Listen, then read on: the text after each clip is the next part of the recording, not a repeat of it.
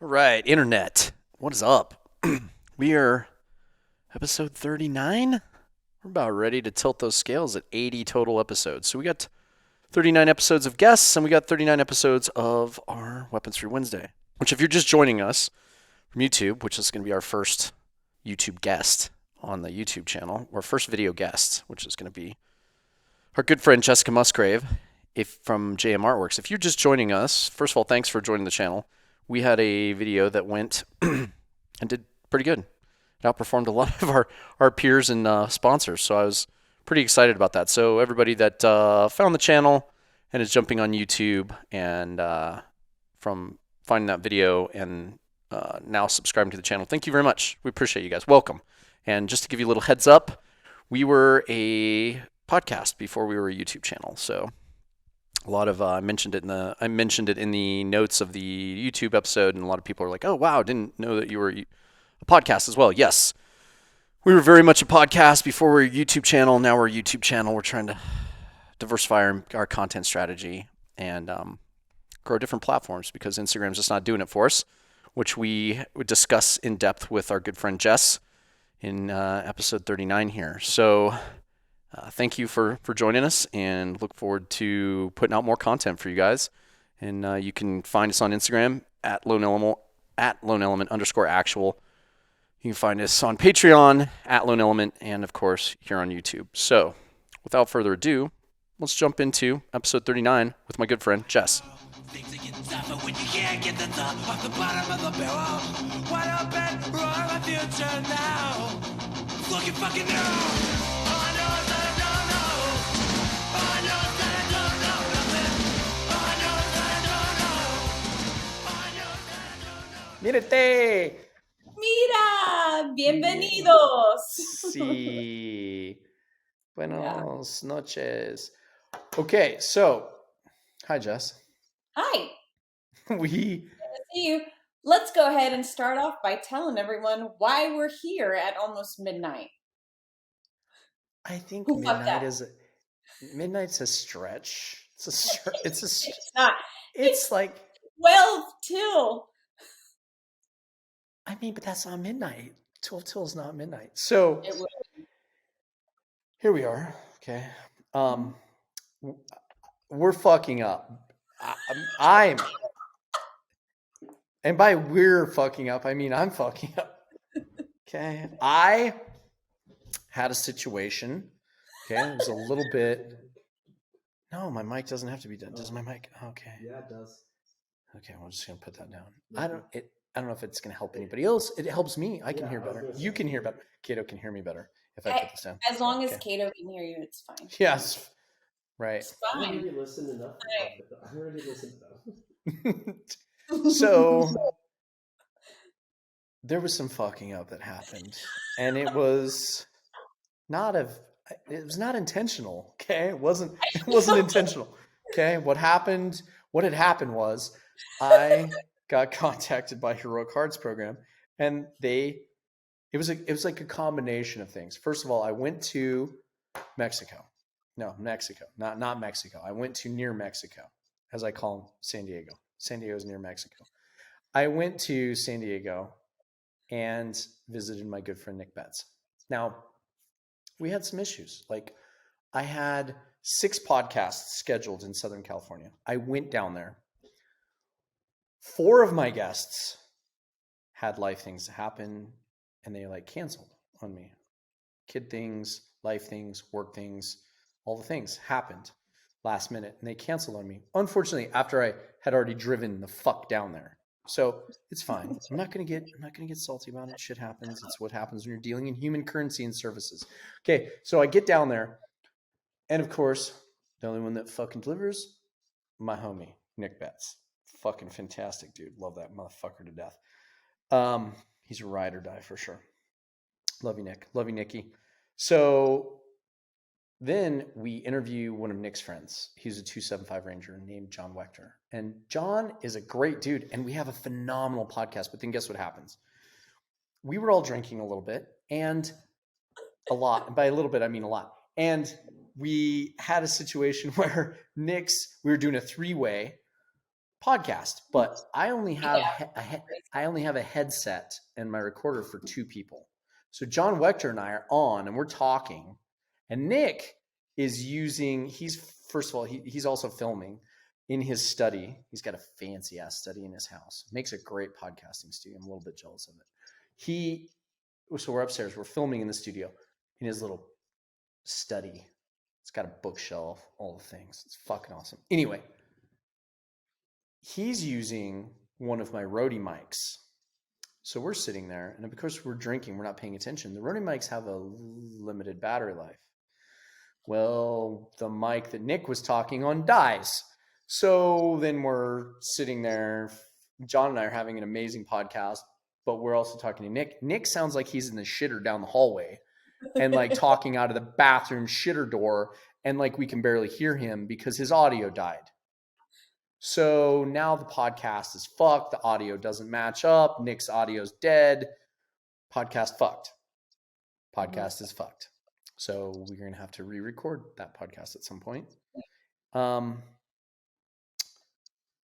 know a thing or two about audio fucking up. We know a couple things about audio fucking up. Yes, so we did. So audio got fucked, and everybody canceled on me. And then while I was there, I got contacted by Heroic Hearts, and they're like, hey, do you want to go to Peru and participate in a psychedelic retreat for veterans with PTSD? Well, anybody that listens to this podcast for longer than 3 minutes knows that that's my jam.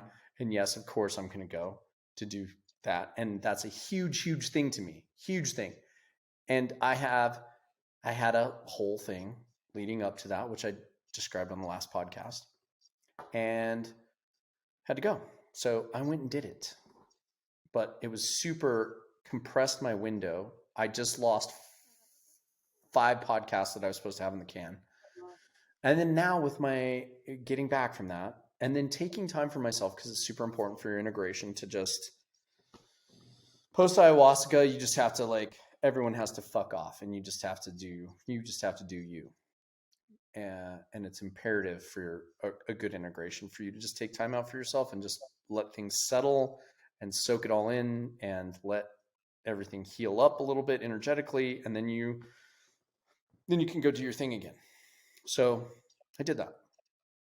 But in doing that, it fucked my timeline, all the other things added. So now we got into a situation, I got into a situation with my schedule where I'm like, called you today. As a matter of fact, this afternoon.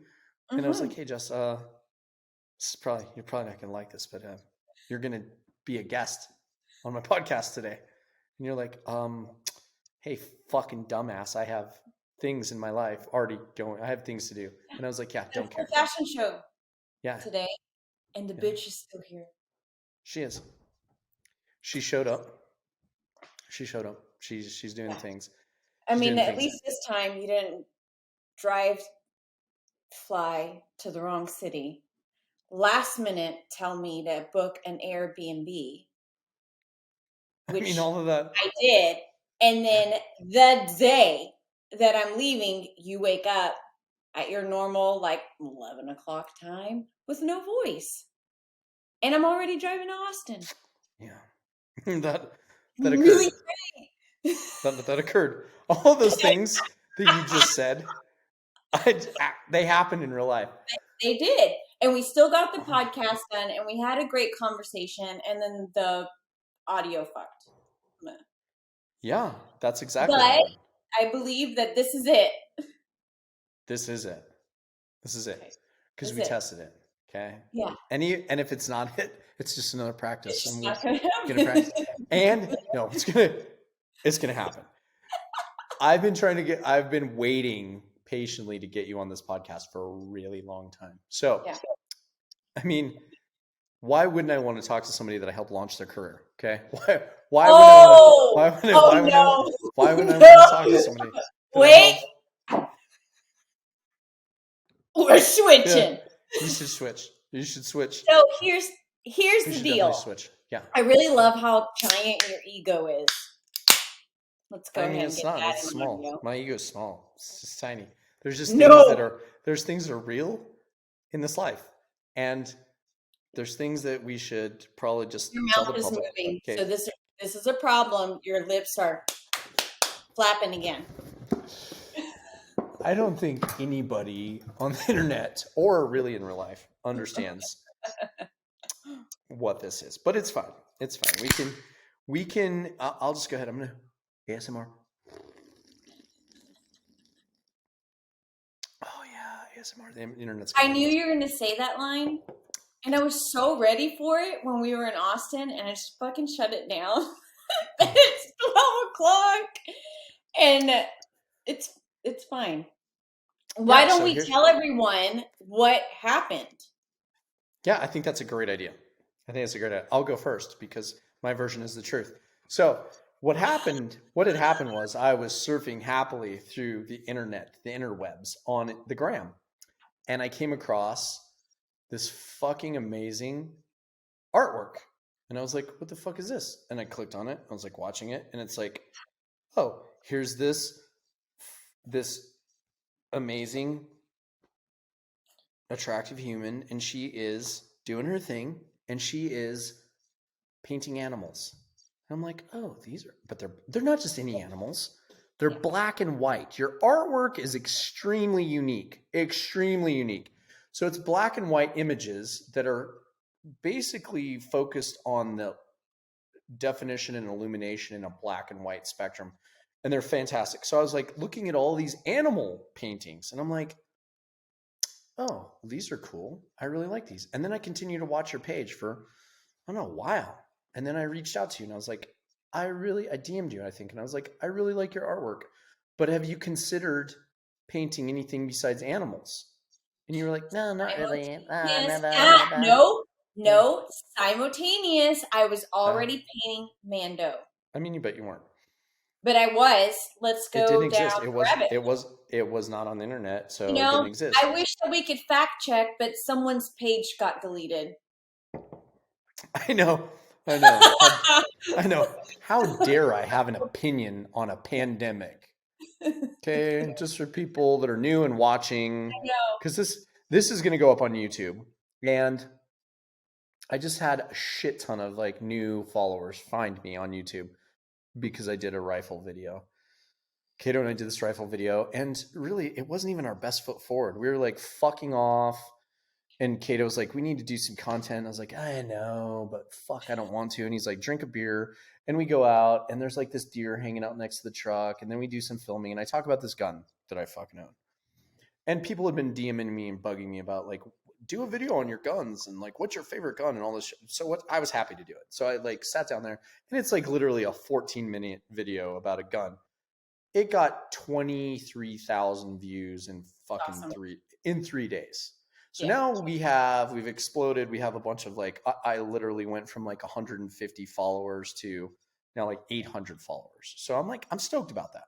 So because it blew up, we've got a bunch of new people that don't know that there's a podcast that gets like syndication across 43% of the globe. Yeah. 80 countries, no big deal. No big I think deal. it was like 81 the last time we talked. So maybe it is 81. Plus. It is 81. Maybe it is 81. I don't know. Anyway, 81. Yeah. They don't know that you and You're I have known each. You and I. What did you say? What we don't know? They don't know about what? I'm quoting you. They don't know about the accuracy. Fucking deal. Right. So. Yeah, correct. They don't know about those things. They don't know that I've worked. They don't know that I've worked in the gun industry for 18 years, or that I did 9 combat deployments, or there's like a video game character. I'm a video game character. I mean, like they might find that out Yeah. later. They don't know those things, but for right now, all they need to know is that I discovered you at 127 followers on Instagram. And I was like, I really like your artwork. And you're like, and I was like, you should paint something besides. And you never, here's why I can't believe your story, because you didn't tell me this at the time. You didn't say, well, as a matter of fact, random guy that is DMing me on the internet, I am in fact painting a character from your favorite fucking genre of movies. Like, I'm sorry, but I was, born in fucking 1977, the year Star Wars came out. It was the year I was born. And I'm a huge Star Wars nerd and fan. So the fact that you didn't say any of this at the time, and then later, I think you sent me a picture after it was like 3/4 of the way done. You sent me you took a photo of it and you DM'd it to me. And I was like, fucking I'm awesome. actually working on this. Yeah. Later, much later. Oh. Later. So that's why I'm struggling with your side of the story. It could be completely false, in fact. So you Oh my God. send me this picture. And what did I do? What did I do? You bought the painting. I bought it. And then you hired me for Snake Eyes. Mm-hmm. Which yes, was because hold on. Okay, you go. You tell it. Hold it's your on. turn. Go. No, it wasn't my first commission, but it was one of my first commissioned pieces in black and white work. I'll give you that. Credit. But cheers. Was it a first commission piece that wasn't an animal?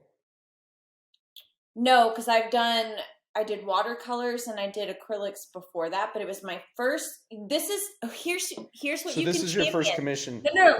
Listen, you can say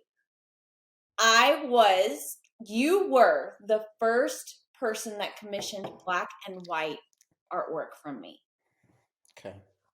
That's our happy middle ground. And I discovered you. Anyway, I proliferated. Anyway. Okay. But now I've done several pieces for you and I'm happy. I love working with you. So much fun. I mean, we have a great time. So then there was Snake Eyes, because in addition to being a child of the 80s, in addition to loving everything Star Wars, G.I. Joe was my fucking jam when I was a kid. And I loved Snake Eyes. Like, who the fuck doesn't love Snake Eyes? So here's a thing that I know for a fact I was first on. Let's hear.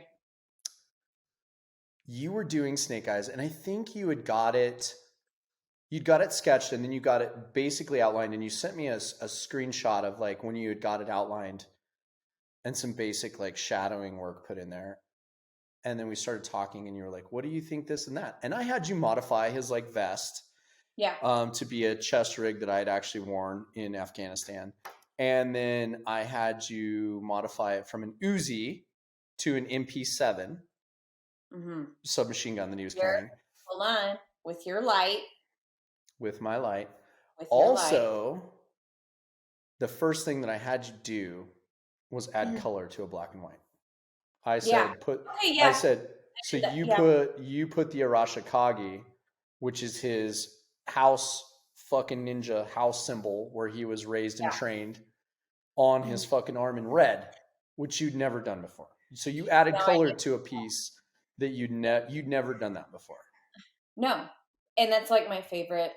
If I use a red, that's the only red that I use, but he was the first one that I used that red on. Yes. So, congrats. Yeah, do you feel better?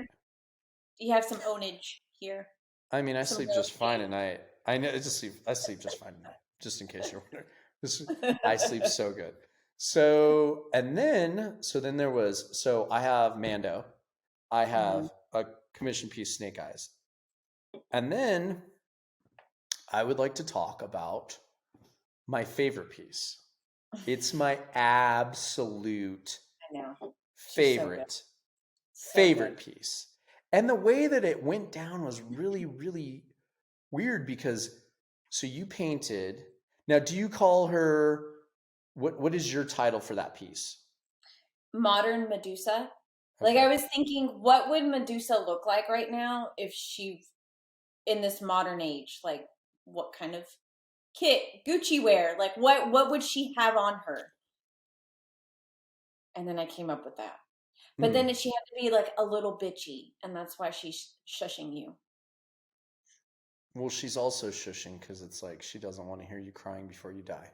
It's so good. Before she kills you, she doesn't want to hear you. Yeah, it's so good. She doesn't want to hear you whining like a little bitch before she fucking kills you. No. So you did that piece, and I knew without a doubt immediately that that is going to be a one. I'm buying that.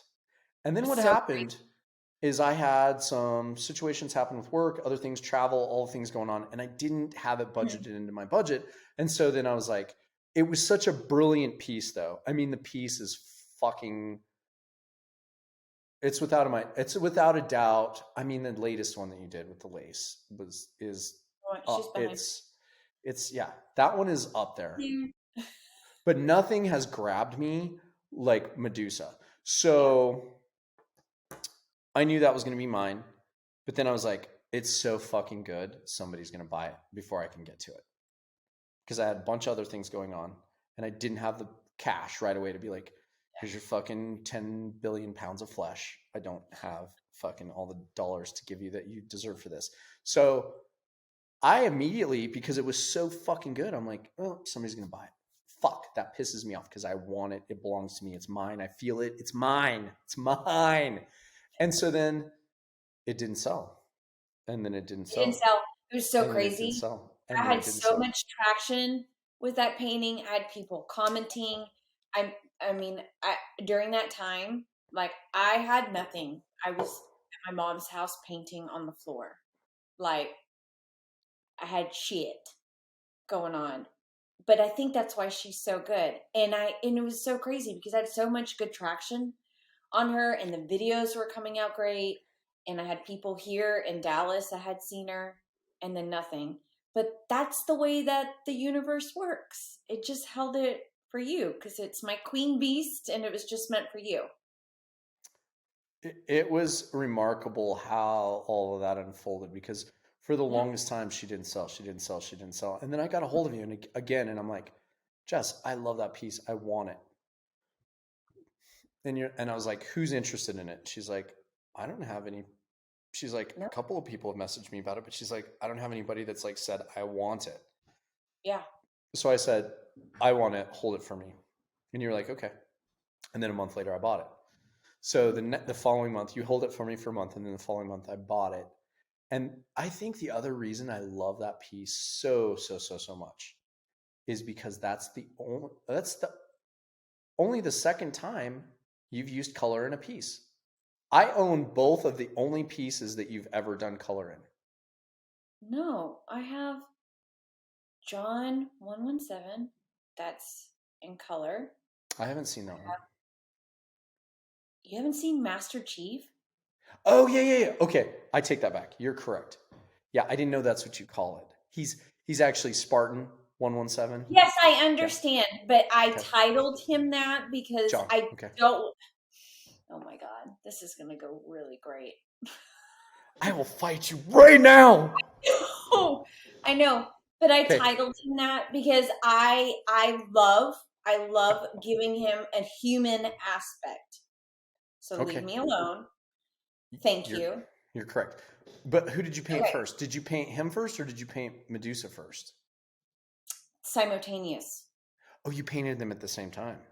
Yeah. So when I'm working on pieces, I like to work on multiple because it's like cleansing my palette.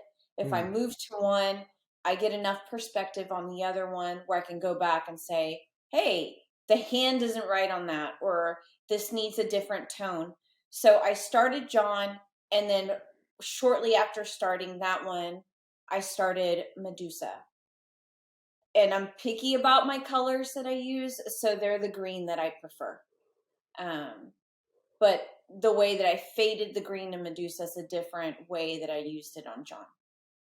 Does that make sense? Well, the fact that it's just a highlight, that's what I like about both of the paintings that I have. The paintings that I have, like it's a focal point highlight that like the Arashikage on Snake Eyes' shoulder, Yeah. and then the snake eye like lenses on the night vision goggles that are on Medusa. Like that's just it's brilliance in my opinion, and I love those just simple like I mean all your paintings are rad, but the one that you know the John 117 like that whole thing's colored, so that's why I kind of forgot about it. But the one that you have the two that you've done for me with just the color highlight I don't know. I find that those simple color highlights are brilliance in the work, where it's like, I love the fact that it's all black and white with just a splash of color to draw your eye really suddenly to that focal point. And the one that you did with Medusa with the snake, Lens. the reptilian eyes, the green reptilian eyes in the green filters on the fucking night vision. To me, that was fucking brilliance. And that painting is it's my prized possession of all my artwork. Like that is it's in the living room, and I get to look at it every morning and drink coffee in front, and I love that fucking work. Yeah. She's my favorite. I call her my queen beast because she kind of embodies everything that I like, those strong attributes that I have. It's in that artwork. And then I put a ton of Easter eggs in that painting. So you have to really look at it to understand, like, there's depth, there's snakes in the background, but they're so faint, but they're still a part of the painting. And I wanted to have enough movement in there, even though it's essentially a portrait. But I did that with the snakes. That's awesome. Yeah. There's some things that I've found. There's Easter eggs that I think I've found in there that I don't know if they're on purpose or accident. So I'm going to wait for you to actually come point those out to me in person. Yeah. That would be awesome to do.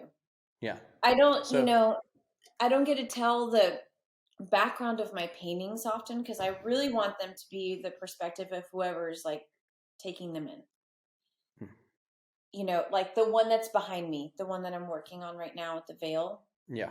I have a short story being written on her, but I have that being written because it's so important to me to start elevating this space. I can't capture people's attention anymore, like 15 seconds and then their attention's gone. So the people I think that are really going to stay connected are the ones that really feel a story. So even the way that I drafted the one that's behind me is I took bridal lace and I took a mourning veil and I put the two together. So whoever's looking at the painting can decide if she's a bride or if she's actually in grief and in mourning. So it's really up to the perspective of the person. And that's what I like to do. Yeah, that's what I like to do. It's a brilliant piece. It's a brilliant piece. It's the only one that's like, it's the only one that's moved me as much as Medusa, but not. It's not. Medusa's just so special. Like she's so gritty. This one's like me. I love it and I appreciate it, but it doesn't hit me like Medusa does. Yeah. So. Yeah. But she's home now. She is. And people should know that I work with my clients for their artwork. Like if someone tells me, please hold that, or I want to buy it, but I want to buy it and I can only do payments. I do that because I structured my business like I used to run my business with Lexus. Like, yeah, best customer service, super thoughtful. Like, how can I help other people with this, with the product that I create?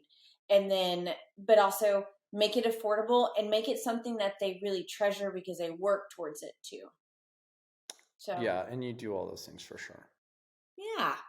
I didn't think that I thought that there was going to be such a demand for her when I contacted you, and I was like, I want that. I thought you were going to be like, yeah, get in line, motherfucker. But luckily, I mean, I tell you to get in line, motherfucker, with other things. Yeah. Now, which because of Medusa, and I think a lot of the other things that you've done, it's led you to your electronic art, which you've done also several pieces for me of electronic art, and they have been. You've gravitated, and it was something that I thought, because we have a shared friend in common who's also been on the podcast, and I'm going to dime him out, Jonathan, fucking old Mr. Griswold, who is a phenomenal artist. He's one of the best illustrators in the game, in my opinion. And he, like, him and you two working together and him helping you with your like electronic game and just getting that ball rolling and getting that started and seeing where you went from just a short period of time. I would say like just in a couple month period, you went from like stuff that I was like, that's cool, to stuff that I was like, fuck yes. has been very, very short. And I would attribute that to all the work that you've put in on your painting, like your analog stuff. I would refer to what you're doing in painting as your analog game, getting on the electronic thing and like working with Jonathan and then like seeing what you produced, how you grew and exploded in such a short period of time it's been fucking rad. And so Thank you.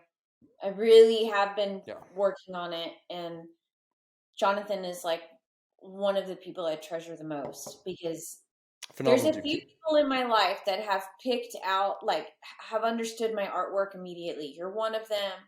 My bestie Sarah is one of them.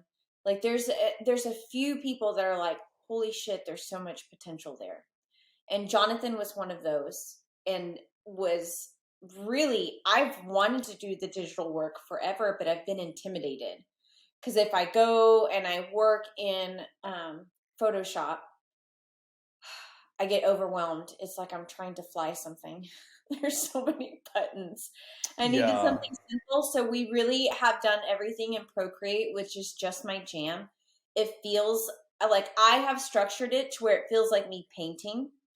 And then he's tweaked it where he's like, hey, that looks great, but it's not going to work for a print. And then help me understand, because it's really backwards from what I do.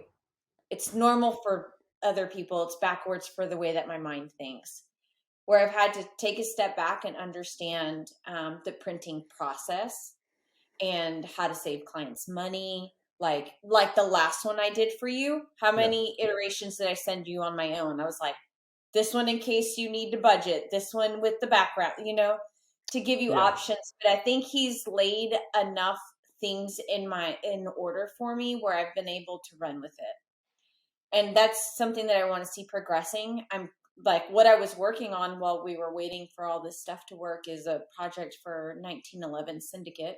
I have two projects with them, a whiskey label, and then, which is going to be really great. I'm almost done with that one. And then the next one is, it's a 1911, but it has like the explosion and everything coming forward, which they're going to do for merch.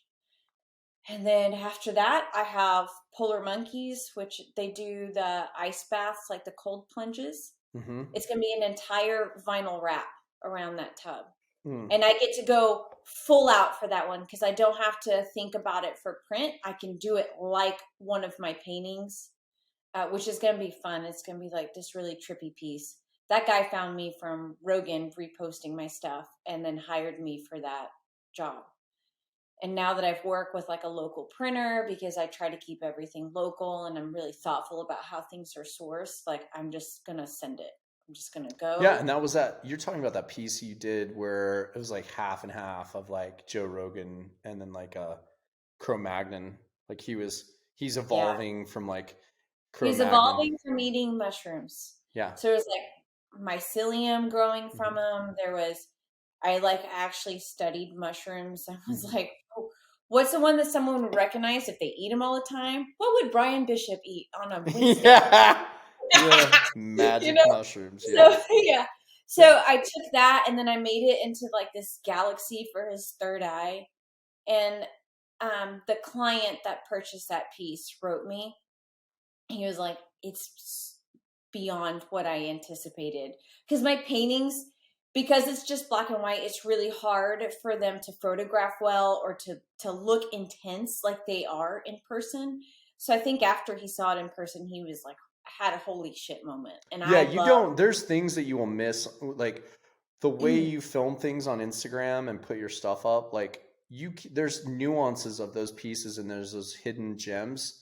There's those little Easter egg treasure things that you were talking about that you put in a painting that you don't get until they're in front of your face at all. So good. Yeah, they're amazing. So, okay, well then let's talk digital about stuff.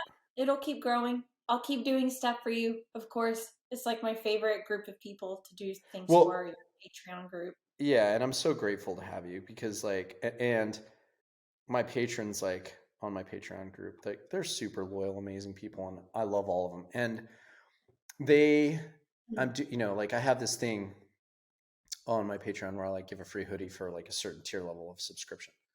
And they I was like, hey, do you guys want to vote on the artwork? And I was like, I'll put the artwork up and you guys can vote on it. And it was all your stuff.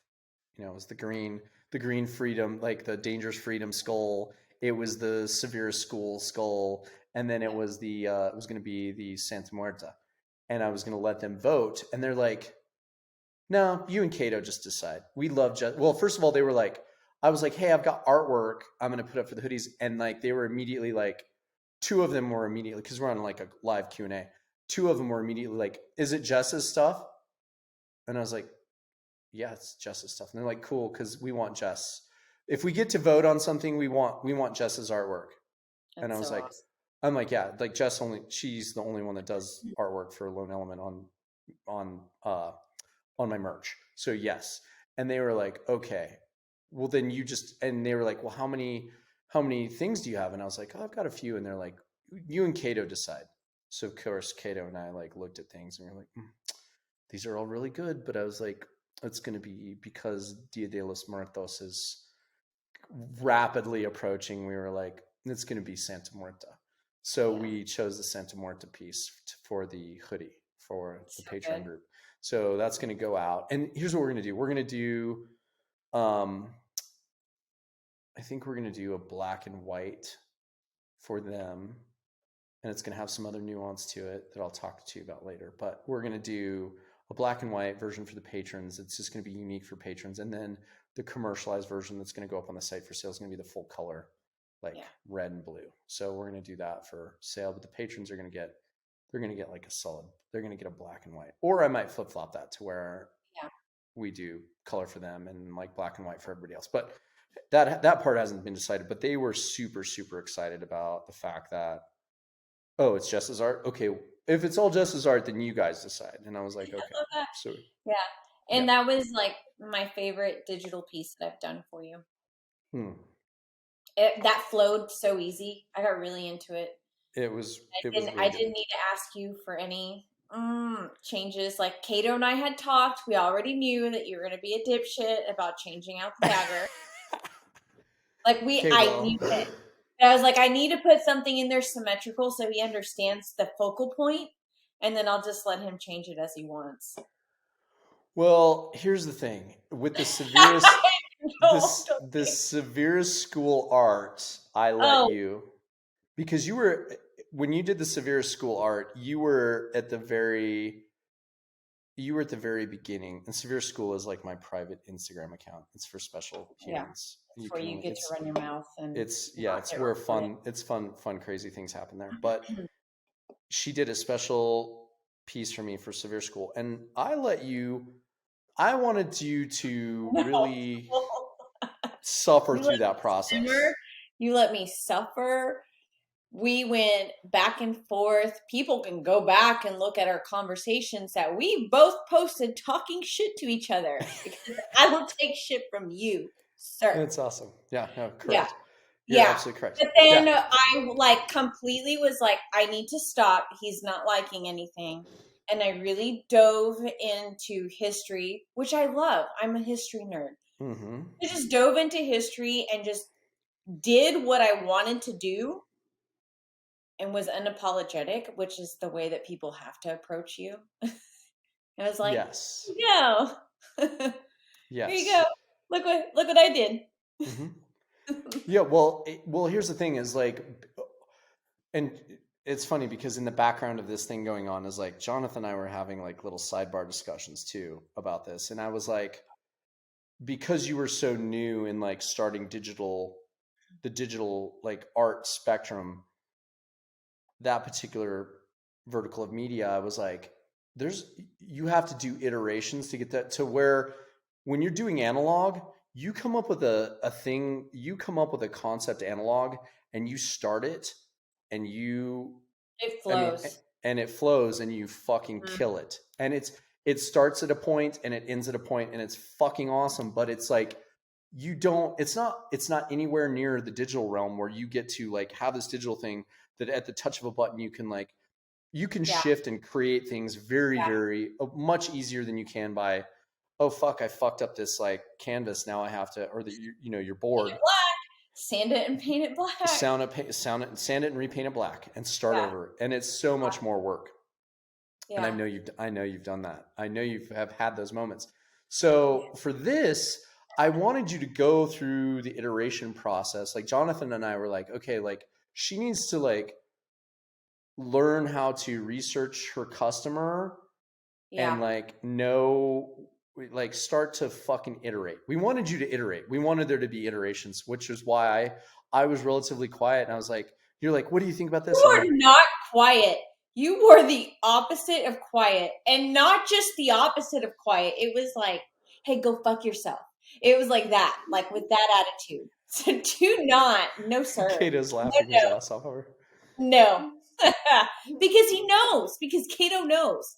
So here's the thing. Yes, he does. It was a really good project for me. I did learn how to work through things. I also learned that I have to ask you to be more direct because it was very vague. And in hindsight, I'm like, I think it was vague just to get me to do another thing and to try to work that out, which Correct. is like, it's a whole little mind fuck, but I'm along for Correct. this ride and it's fine. It got done. It's one of my favorite pieces, but. Oh, it got done. And it got done with minimal. It got done with very minimal. Like I don't think I gave you any specificity until like the second to last draft. I let you suffer through a lot of that. And where I was like, where the part you were like, oh, you're very vocal. I was like, nope, nah, nope. But I didn't give you any like corrective. I would just be like, yeah, I was like, no. Wonderful. And then I left it. I didn't tell you like, no, I don't like this and this. Could you change it to this? And like nothing. I was just like, she needs to suffer through this and do some iterations. So I was like, nah. Yeah. And you're like, motherfucker. And you like, my fire, my Puerto Rican fire was like right here. Where, like your friend, right? So I can tell you to go fuck yourself. Yeah. But you're also and I'm like, client and I am willing to learn. So I was trying to not tell you to go fuck yourself. Yeah. But we got it done. And then you suffered through. Yeah. And then you did what you made it to where Jonathan and I like wanted you to get to, which is like, okay, you're getting minimal, you're getting very, very minimal input to move the design forward. How do you like research through that? How do you suffer through that? And how do you produce some iterations or some concepts that your client's going to like? Yeah. You know, and you fucking hit a home run. Like I was a dick on purpose and you were like, okay. And you did exactly what we were hoping, which is hallmark to your commitment to your craft. And you were like, okay, I'm going to do some research. And you did research and you put out some new concepts. And then that's when I saw you doing that, where I was like, okay, yes. And I started putting breadcrumbs for you and you're like, cool, this. And you continue to move the design forward. Yeah. And I don't know how many, I think you did 4 or 5 iterations of it. And you. I'm not going to tell you how many I did. It was not 4 or 5. It was you more. Probably saw 4 or 5. Oh, I saw 4 or 5, but how many did you actually do? I saw 4 or 5, but that was not how many I did. I actually have the file saved, and I refuse to count. Yeah. But you know what I loved about that is I got to tell a story, and I really like dove into history. And then I love topo maps. Like I got into it, and I was like. There's not true elevation to that location, but in my mind, I was like, I just need to give it enough elevation to where it looks like movement in a map. You did. And then we did it. And then I nerded it out a little bit, and then you backed off. Yeah. Which is good for you, because the fire was coming. Well, once I saw you and the direction that you were going and the research that you were doing and the things that you were doing, I was like, she's got it. Yeah. I'm just going to sit back and I'm going to continue to give minimal input because she's crushing right now. She's suffered to get to a certain point with this design. And now she's doing exactly what Jonathan and I wanted her to do. And she's researching and she's finding nuance in the design and coming up with things that I had never thought of. Like I would have never asked you to put a topo in, and you did that, and then once you told me what it was and what the meaning behind it was, I was like, done. Excellent work. Excellent fucking work. And you crushed it, and you exceeded expectation massively by just suffering through it and then That's my solving. MO.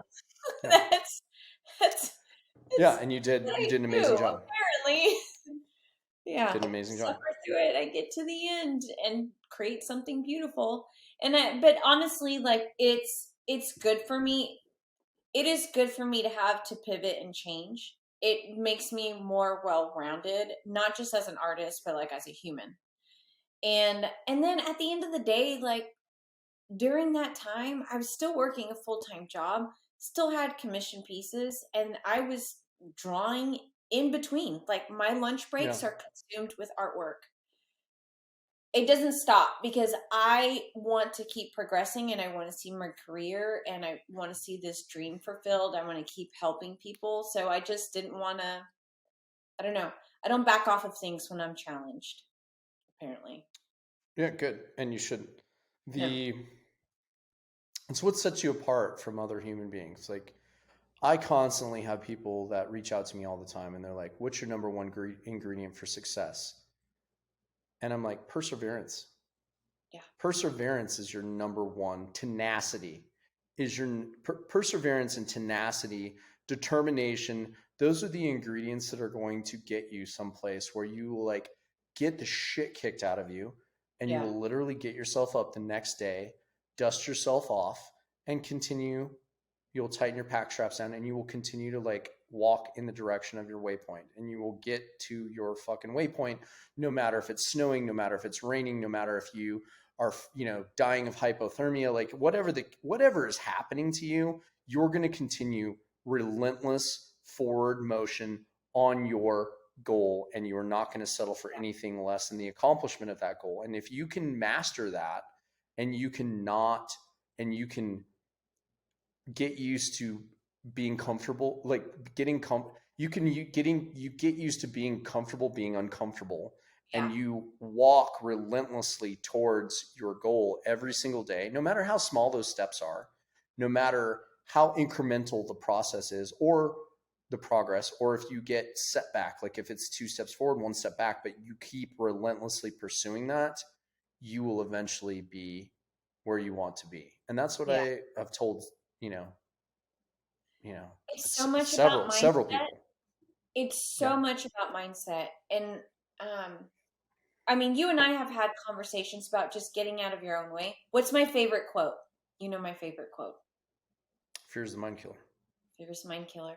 So much. From Dune. It's from Dune. From Dune. Which I love the fact that you love that movie because it's one of my favorite movies. And I loved it in its original form before it was like redone. But I will say this. The remake is the first remake that I've seen that I've loved more than the original. It's stunning. It's pure art. Yeah. The way it was filmed hit me in such a, and I had gone through the books, so I knew what I was about to watch, but the way that it was filmed was so intimate with lighting and movement, and the score was perfect for that movie. And the character that says that, her name happens to be Jessica, and I'm like immediately fell in love with that quote, just because I like to hold on to those little morsels all of the time whenever I'm in a place of conflict. And the whole quote is really beautiful, but just fear is a mind killer. I have kept that in my pocket this last year. And I really go to it whenever I'm about to do something that scares me, or I'm like, oh fuck, I got really inside of my head. I go to that. But it all came from that book. And then Jessica's it's amazing. And it's like, ooh. It's so applicable. And I'm glad that you and I, of all people, because you and I trade that quote back and forth a lot on social media. And I'm glad that you and I get to unpack this a little bit more, because one of the things that's like prevalent to me and all of my inner workings and dealings with humans and like people coming to me constantly, my patrons asking me for, advice on things, and then people just coming to me on social media a lot or emailing me a lot from the podcast asking for, advice on things, is it's the number one thing that I've noticed, especially with my adventures in psychedelics, is how fear fucks people up so bad, and it sneaks in the most small ways that like people don't even realize that they're being affected by. Mm-mm. Essentially fear is what's causing them to second guess themselves, or you know Trip it's over their called own feet. yeah, or it's causing massive amounts of hesitation in what they're doing, or inability to make a decision and just go. It's causing analysis paralysis. And a lot of that is driven by the smallest amounts of fear. And most people, it's sometimes so, um, it's sometimes so not noticeable that people don't realize what it is Yeah. until I Well, 'cause stop it's them. been ingrained in us, right? So if Yeah. we're taking these two realms, if we're taking intuition and we're taking ego, and ego's not a bad thing, but fear and ego dwell with each other. That's how you stay alive. Intuition is really what drives desire. And that's what you love, your passions, your dreams. So not just sexual things. When people hear the word desire, they really misunderstand that word. So if we're talking about dreams, intuition, and we're talking about fear, ego, we've been so trained and conditioned to stay in ego because of our surroundings, because of the 9 to 5, you got to feed the kids, all these things, that really we listen to that little voice more, because that little voice is the one that's trying to problem solve all of the time, instead of just leaning into that intuition and the desire and going, okay, yes, it scares me, but that's really my dream. And I want to feel that, like I want to get there. But getting out of your own way is the hardest thing. We are our own speed bumps. You're absolutely right. Yeah. And a lot of what I talked about on the last podcast with like my journey to South America, like I'm no exception to the rule. Like I know these things, I recognize them immediately. I've done a tremendous amount of work, and I still had fear that was like poking me about Uh-huh. this latest trip that I had to go to. Like, like I love traveling. I've filled up 2 passports. I absolutely love it. And I talked about this on the last podcast with like going on a big trip to Italy was in 2015. And then I had planned on going to some places that I hadn't been yet. I wanted to go to, Scandinavia. I wanted to go to what I call Viking Land. I wanted to fly into Iceland. I wanted to then, spend some time in Iceland. I wanted to hop over to Denmark. I wanted to adventure around Denmark a little bit. I wanted to go to Sweden. And then I wanted to go up to Norway. And I wanted to do this and then I was going to come back down and spend a few days in Amsterdam, because Amsterdam's a great hub in Europe. And then I was going to hop out of Amsterdam. I was going to go home, spend a couple months at home. And then I was going to go down to South America because I'd never been to South America. And I was going to go to Chile and go down to, God, what's it called? I forgot. There's this Punta Arenas. Punta Arenas. I was going to go down to Punta Arenas, which is this area that's like north of. It's this beautiful like mountain lake area that's north of Patagonia, where the park is.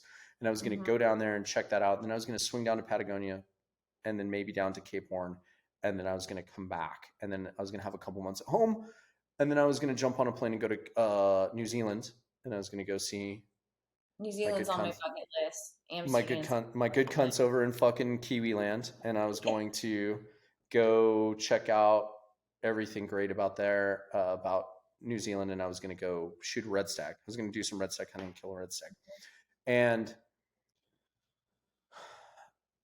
all of this I had planned and saved for all of this through 2019, and then COVID happened, and it absolutely crushed and shut down everything. Well, now that everything is opening back up and getting back to what I would call normal, I'm like, cool. I want that drive to want to travel again is firing back up, and so now I had this opportunity to go down to Peru. and I'd never been down to South America before. And, you know, I started having like negative self-talk things happening to me where I was like, oh, but you're really busy with work. Oh, but you know, you haven't traveled in a really long time. Oh, you know what? You don't speak Spanish that fluently. You know what? You haven't been down to that area of the world. You don't even know what's going on down there. Like it could be really dangerous down there. And, you know, and I just started having these like weird things that like were popping into my head. And I'm a fucking savage I at was gonna say savage. You're I'm a savage. I am a savage at dealing with fear and dealing with Yeah. adversity and like being direct with humans and dealing with things that I don't like. And like I'm good at those things, but even I, as good as I am at those things, was having negative self-talk that was creeping in because of fear. And it was completely irrational. The things that I was thinking and feeling were completely irrational. I'm well traveled. I've been to countries for several months at a time where people are actively trying to hunt me and kill me.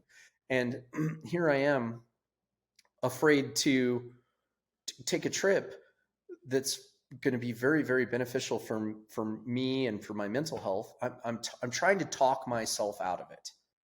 And then all of these, in the midst of doing that, you know, I'm like, I do what I do, which is like have these conversations in my head where I'm like, no, bitch, you're doing this. And there's, you're just doing it. Okay. You're not going to talk yourself out of it. And that's me. That's my higher self starting to separate, which is what psychedelics have been really great for, is like helping me separate myself from my ego and my higher self being connected to that and being able to watch the watcher and have these conversations with my ego and with fear and all these things that are coming in and be able to be like, no, bitch, you're fucking going because it's what is going to be best for your overall health, for your overall you, for your overall journey. Like you need to do this and you're gonna fucking do it. And you're gonna do it scared and you're gonna stop being a bitch. And Yeah. I have to like I have to tell myself those things, you know? And you're talking to a dude that's done 9 combat deployments. And I'm like trying to pep talk myself into going on a fun trip to Peru, which is a super amazing, safe country. Like I have nothing but great things to say about that country, and it was so amazing there. The people there were amazing. They were warm. They were cordial. The energy was absolutely rad. But then even like just, you know, the things I described from the last podcast of how I had to get there and all the difficulties that were in my way, I kept fucking trying to make excuses to where, oh, this isn't supposed to happen. Maybe this is a sign. Oh, if this one thing gets fucked up next, I'm not going to go. And I just my mind kept trying to talk me out of going out of fear-based metrics. And I had to constantly tell myself to shut the fuck up and to you're pressing on. And it's something I've had to do all my life where I'm like, shut the fuck up, tighten the pack straps down and walk. Shut the fuck up and walk. One foot in front of the other. You're not talking yourself out of this. You're going to move forward. Relentless forward momentum. And I continued to do that and I fought through it. And then it turned out to be, because I did that, one of the most beautiful and amazing experiences of my adult life. Yeah. But the thing is like we have to fight through those things. We have to go through it to understand like there's a new limit. I have a new, like, whatever limit I set for myself, like I can exceed that. I do so many things scared on the daily, but I just refuse to stay stagnant. I can't do it. It's not. Tell me what those are. personality. I would love to hear what something that you, because here's the thing that, and it's enabled me to connect to people on a deeper level in terms of an audience thing where, you know, I think people have these perceptions about social media where they look at a certain person and it's like, and some of these fucking idiots that are on social media, they do this stuff on purpose where they're actually like, they're completely normal like the rest of us, but they always will put their best foot forward and they will never be vulnerable and they will never show themselves in a bad light and they will never show themselves scared. So knowing that what I just went through, I would love to hear like, what are these things that you face on a daily basis that are like terrifying the shit out of yourself that you have to fucking talk yourself through to accomplish. Like on a daily, I mean, I'm a mother of two. Like I have to consider parenthood. I have to consider keeping like our family fed and the roof and all this stuff. But the big thing for me, let's just talk about Jess. Like number one thing that I get excited and I'm fearful about is Brazilian Jiu-Jitsu. That I had to work through the fear of being touched because I was so shaky before I ever got there. And that has so much to do with my history. And daily, there are days where I had comp class today. I did not want to go to comp class. I'm going to get smashed. I'm 107 pounds. Everyone is bigger than me. Everyone is stronger than me. But I understand that if I don't go, I'm not going to feel accomplished about myself that day. I'm not going to learn. I'm not going to have community. And I would rather have all of those things and just work through it. With artwork, the painting that's behind me, that's a redo. Do you know how scared I was to sand that first painting and completely sand it down, reprime it, cover everything that I had worked for a few days, and then restart. And look how beautiful it is now. Like these things I constantly have to push myself in. And of course, there's always personal things. Like I have really bad self-talk that has had to be rewired. And that's just decades of hearing it. And then after hearing it, you start believing it. And one of those things is I have to be fearful that what I think about myself is not my reality, and then really check storytelling. Like, what is the story I'm telling myself right now? Is this something that I need to believe? Is it energy that I need to give out? Like, does it deserve my time? Because my time is so limited. I have worked 2 jobs. People don't know this. I've worked 2 jobs for years. Like, it's not just artwork. I have to work a full-time job because I'm trying to fund things in the future. Working with things with the unstarved artists and like getting momentum and then it falling back. That is scary as hell because it's the way that I'm being seen. So I find a lot of my identity in my work ethic, and I've had to switch that some. I still just work as hard, but I don't find who I am in my work ethic because that can be pulled from you like in a moment. You know that being super operational and then the next day being like you're out, like it's jarring to your system to not have that anymore. So I've had to implant these things throughout my day and throughout just like I look at things. What does my day look like? What does my month look like? What is it going to look like for me in 5 years? And then the little things that come up, it's just the naysay. Like you're not good enough, you're not smart enough, you don't have the skills. Doing the digital work, I talk so much shit to myself while I'm drafting because I don't feel, it's not that I've come to it like my artwork. Like I can sit in front of a painting and go, okay, I know what I need to edit. I feel good about that. But when I'm in my digital work, I second guess myself all of the time. And then that little shitty voice comes up of just like this repetitive stuff that I've heard over the years and then started believing and then made my story that I'm like, no, I cannot allow that to be a part of my life. So I daily tackle, like first thing I do in the morning, I wake up and I have to honestly say one thing that I'm grateful for. And this is not like woo woo or phooey. Like I have to do this. I have to say one thing I'm grateful for, even if it's something really small, to try to get my mind already started on like the best foot possible. And depending on what that day brings, I get sad, I get angry, and then I'm like, hey, I have the best meditative state available to me, which is my artwork. People don't realize you don't have to be an artist to work through some of this stuff, but being really thoughtful with creation really cleanses this on a daily basis. Yeah. I mean, so much. I'm so glad that you found that avenue for yourself, and you Yeah. found these mechanisms that you can use to shift those mindsets. Because we go back to what you said, where like fear is the mind killer. Like your mind is so powerful, and like the stories that it tells and weaves, and then you start to believe it. And one of the things that like I'm huge on is, and I tell people this constantly, like I tell friends, I tell family, I tell everybody. Like when I hear anybody verbalizing negative self-talk out loud, I stop it immediately and I'm like, "Hey, don't do that." And they're like, "What do you mean?" And I'm like, "Don't negative self-talk. Why would you manifest that?" Because law of attraction and some other things, but like manifestation is a real thing, and it's your thoughts become intentions. Your intentions become words. Your words become actions, and actions become manifestation. So if you are thinking a certain thing, that will shape how you start to do something. It will shape how you start to say things. It will shape then, once you verbalize that thing, how you take action around certain things.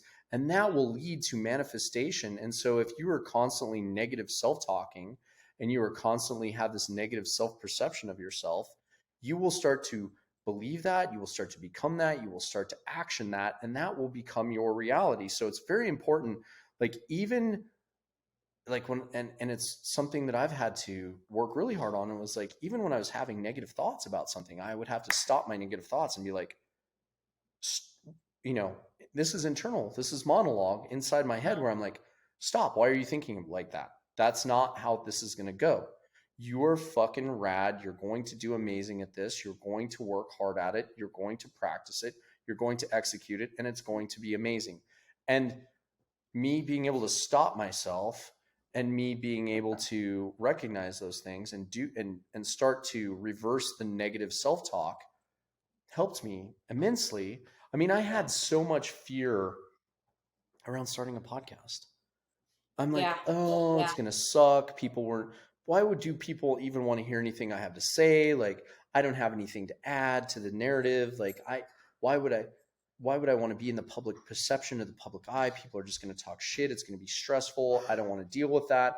And these were the stories that I started to tell myself. So, and because of those stories, I didn't get in actually start doing podcasting until 2 years after I wanted to, Yeah. because of those stories, and Yeah. because of my fear, once again, fear of, oh, well, I don't want to be in the public eye. I don't want to be in the public perspective. I don't want to deal with public opinion. I don't want to deal with people scrutinizing me.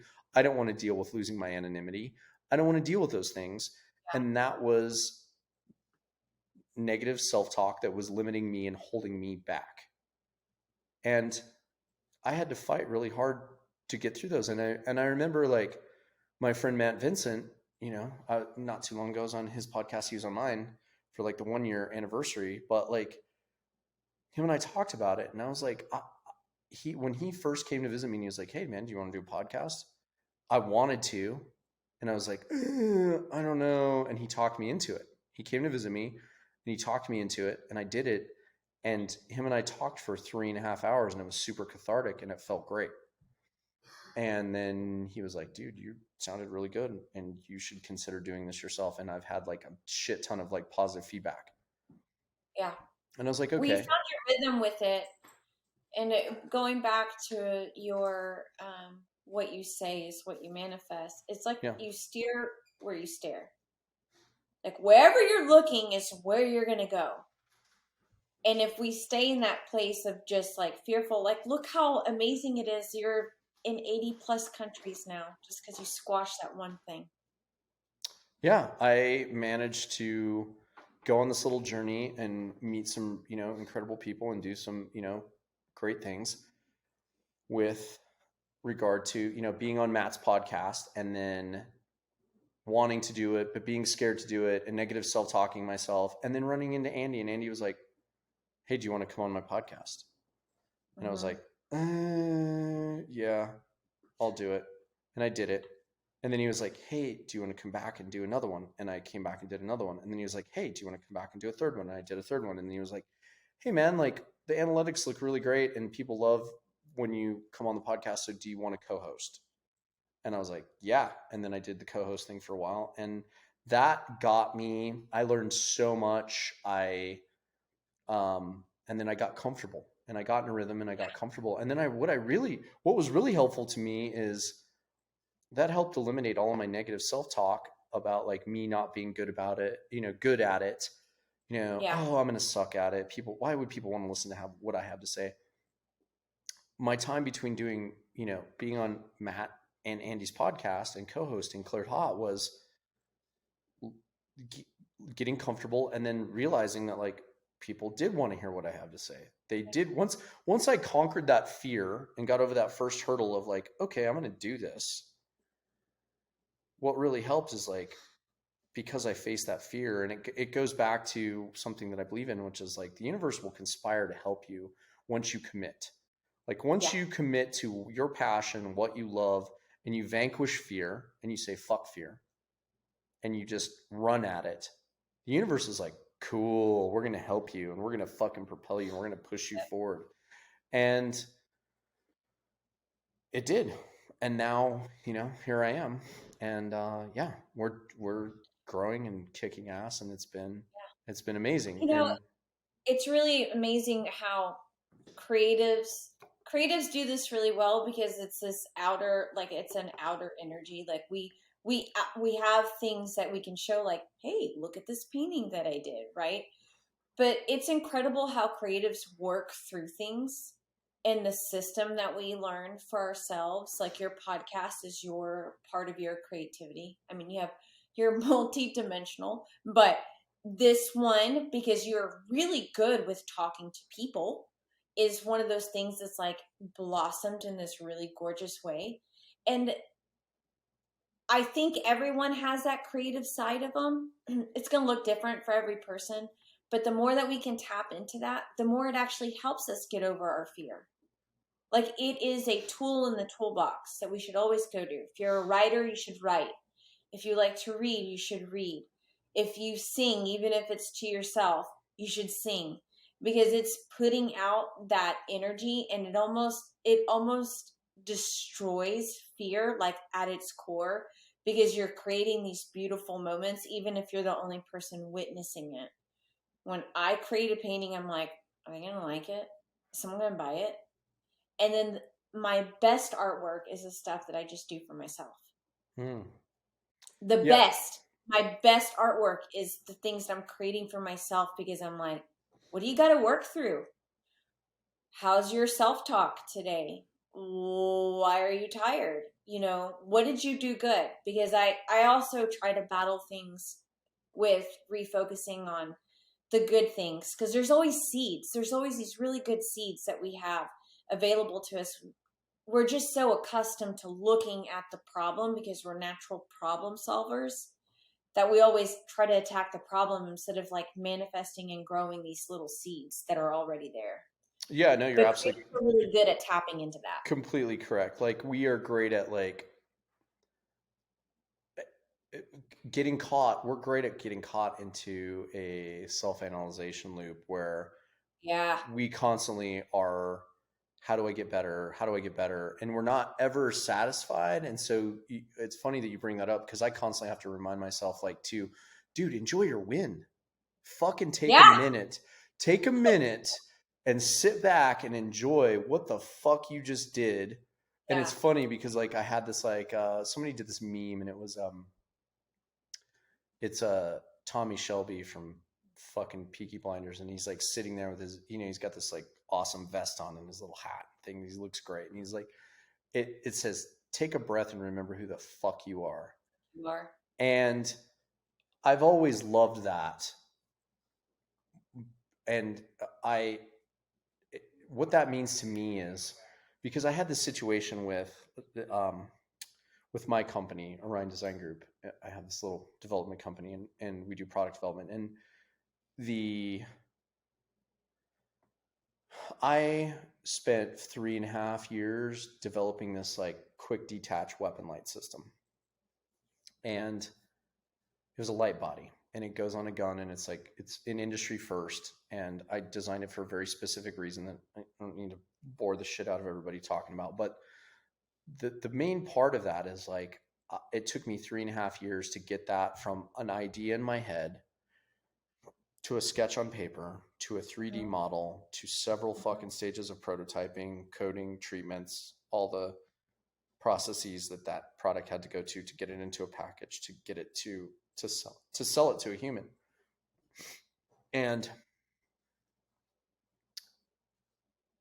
at the conclusion of that, I remember when I sold my first piece and it shipped off the website. I was like, I was emotionless about it. Like, didn't give a fuck. My instant thought was, okay, cool.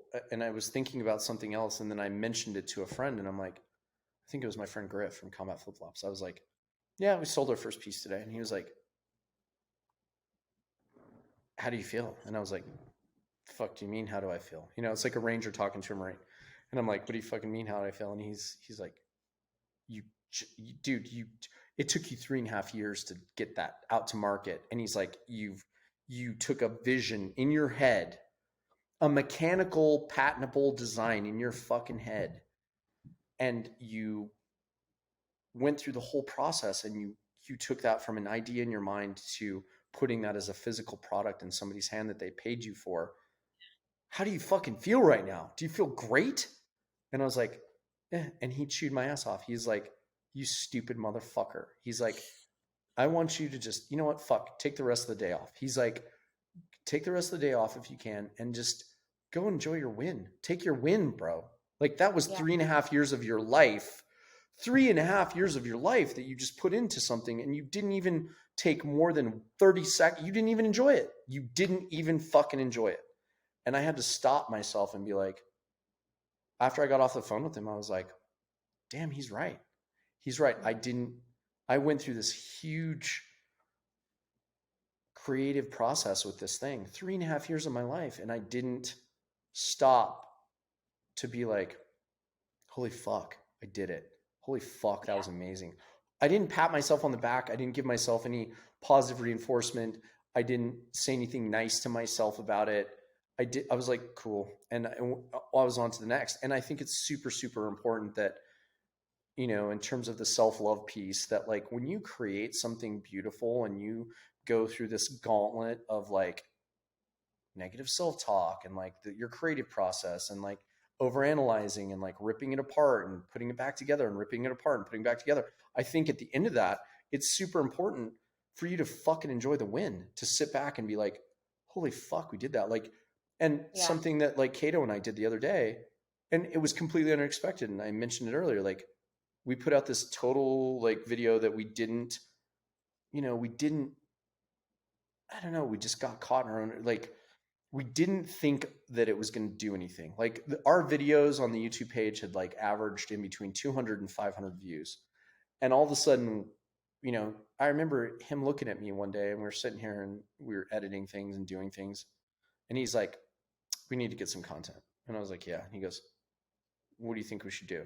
And I was like, I don't know, probably some gun thing. And he was like, yeah. And he's like, but what? And like, we kicked it back and forth. And like, people had been asking me about what's your zombie apocalypse gun build, or like, what's your going out of the door, you can grab one gun and go, because it's like emergency and you don't have time to think about it. You don't have time to overanalyze it. You just grab that one gun out of your collection and you go to, and that's going to cause you to survive whatever. The apocalypse build. What is it? Grab and go gun. And I was like, I told him that, and he's like, okay, well, what is that? And you know, I knew what it was, and he's like, cool, let's go. Just sit on the tailgate and talk about that gun. 23,000 views in fucking 3 days. And it took me a minute. Like I started to catch myself doing the same thing where I was like, okay, cool, on to the next thing. Immediately, what's the next thing? Immediately, how can I do it better? Immediately, like, how can we grow more? Immediately, like, how can we improve what we just did? Yeah. And I had to stop myself, and we looked at each other, and I was like, dude, we did fucking 3,000 video, or we just did, or I'm sorry, 23,000 videos. Do me a favor, flick this in. I'm about to die. My computer's about to die. I just got the. You're about to Yeah, die. I do not fuck up. I'm like, Katie, plug this in. Hurry, plug this in. Okay, if we kill this again, if Jess gets fucked up again, she'll slit my throat. Okay, we're good. But yeah, we had to But go through in that this. moment, like we are not accustomed to taking a breath and going, "God, that felt good," or "I did Yeah. that," or, Yeah. or patting ourselves in the back.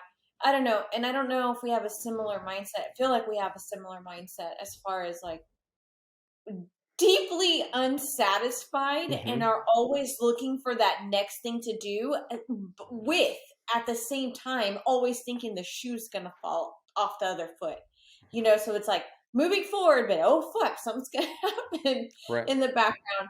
And so it really, that pace doesn't allow for just being in the moment. I do find myself having these like, I'm just going to be in the moment when I'm in nature and self-reflecting. Like it could just be a walk with a dog and I can have a moment of like, hey, you did that yesterday. And I will say the videos that I do not overthink or the content that I don't overthink get the best results. Like the ones where I like nitpick, and because I do, I'm a perfectionist at heart. Like I'll fuck with something until I fucked it up, and the things that I see doing the best are the ones where I'm not overthinking and I'm just flowing through it, or I'm being very much myself. Like I put up a blooper reel yesterday, just being dumb. Like it was just me stuttering over my words and having a moment, but it was really me. And I have started to understand that people actually just want to see who I really am, and that I don't need to come as this like perfect creature with these edited photos, which I do love. I really get caught up with posting. Like I have to run my business with content. Like I have to.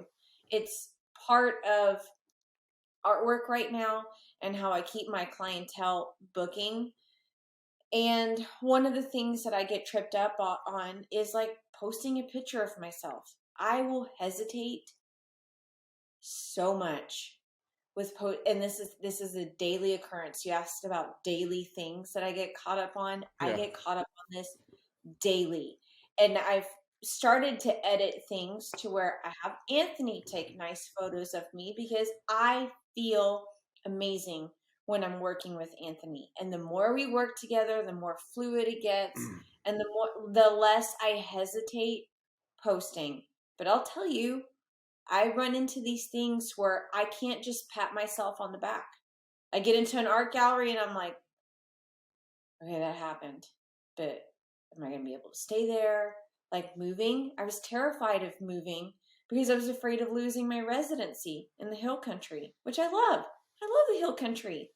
Like it's my jam. Yeah, you love But it so much that you forgot to tell me that you moved from it, and then I flew I there. really did not forget. We have, oh God, everyone's going to see our actual friendship and how we talk to each other. Because yes, you are a client, but I will bulldoze you in a hot second. I mean, you didn't tell me that you moved. I did. Not only did I say You that I moved, didn't. it's posted several times that I've moved and I'm in a different space. And then No. your response to me No. was, "Bitch, I don't keep up with all that." You make me sound I'm so like, terrible. okay, Yeah, but it looks like I'll be driving to Austin and handling all of this, and it's fine. okay, so But first of all, let's just unpack the bitch part of that, because first of all, well, like, it's our friendship. We talk to each other that way. well, also it's like the context for that is like, bitch, I don't pay attention to you. What the fuck? Like, Oh no, it's yeah. a Oh it's no, it's a fun bitch. It's not a like, bitch, you dumb cunt, you fucking don't, like, it's not like that at all. Like it's no, a fun context when I say yeah. things like that to Plus, you. we're to the place where, like, we both know language and how much we can actually push Yeah, each other. correct. I think we know how to throttle back. Like, I wouldn't go up to you and go, "Motherfucker," because you would receive that and go, okay, it's time for a fight. I mean, but you have on a couple occasions, and I've like, but it's been warranted. I've been like, oh, she's right about that. Well, when I don't have to check you often, but when I have to check you, you do get a motherfucker. I almost sprayed shit out my nose right there. Yeah, I know. When I have to It's check you, happened several motherfucker. times. When I have to check you.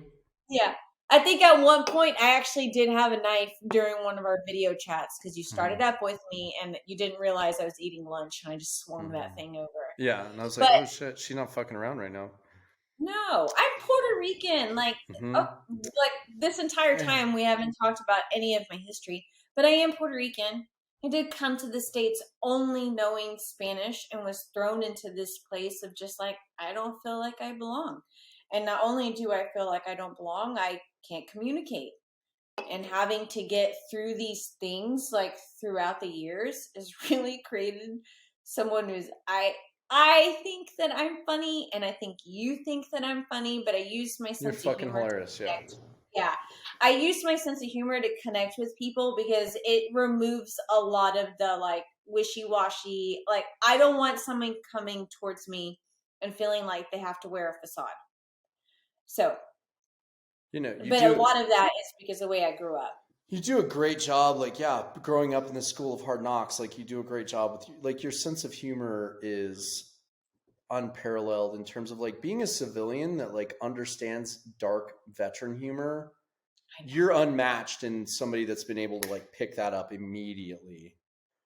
Because normally, like, I melt people's faces off, and you didn't even fucking flinch. You're just like, yeah, motherfucker, whatever. And like you just know exactly how to respond to that dark humor. You match it well. And I mean, you can read it and understand it in a way that like I've never met another civilian in my life that's never served or that's like been in hard places and done hard things and like understands the nuance of like the dark humor aspect. Like I normally offend the fuck out of people and melt their faces off, and I'm not even trying to. I'm just showing up in the room. I crack a joke, and I look around and like people are like staring at me like, and they turn and like leave the room, and I'm like, oh shit. But that happens to me. Yeah. I am the person that walks into the room and I think I am about to say the funniest thing I've ever said. Mm-hmm. And then it's crickets. And not only crickets, like you feel the energy like shift all of a sudden. And I'm like, oh, I created that uncomfortable space for everyone. I'm just going to tell you my personal tactic with that is now it used to freak me out. And I used to be like, oh shit. Oh God. I'm so sorry. I'm so sorry. I didn't mean it like that. And then now I'm just like, now just own it and ride it harder. And I'm be like, I ride it harder and it really goes down south quicker, but I'm so pleased with myself that I don't care because I thought it was funny and I delivered it how I want to deliver it. Nailed it, because we don't have time for thin-skinned cunts, okay? We just don't have time for that. No. So if you are offended, I'm sorry. Go fuck yourself. Yeah, you're not my people. You're not my tribe. You're not in my culture circle. Like, I'm sorry. I don't have time for you to be offended. No. Go. I'm offended that you're offended, so we can both be offended. Yeah. I grew up this way. My dad was in the army and like that was his happiest time. But also like those are the stories that I grew up around and that I treasure and that I lean into and I'm like, what was that like? But honestly, like as the complete opposite, because I'm a Puerto Rican woman that's come into this space like civilian, don't do any of it. Like I'm currently in my own like self-defense, like entanglement training because I want to learn how to operate a gun.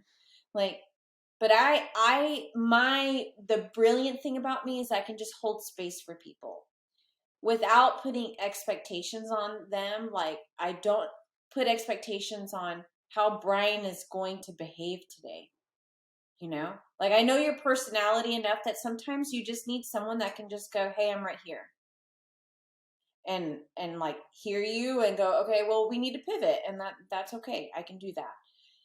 I approach all of my friends that way. All of my tight-knit friends are people that we just can hold space for each other, and we can be a mess whenever we walk in. We can be funny, we can be witty, we can be sad.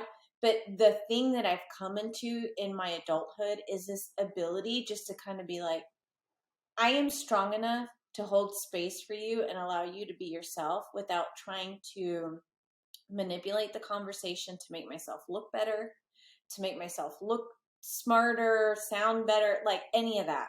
Like I can just go, okay, I'm going to find my people in this space. And I think a lot of my clients that I have found online are that way.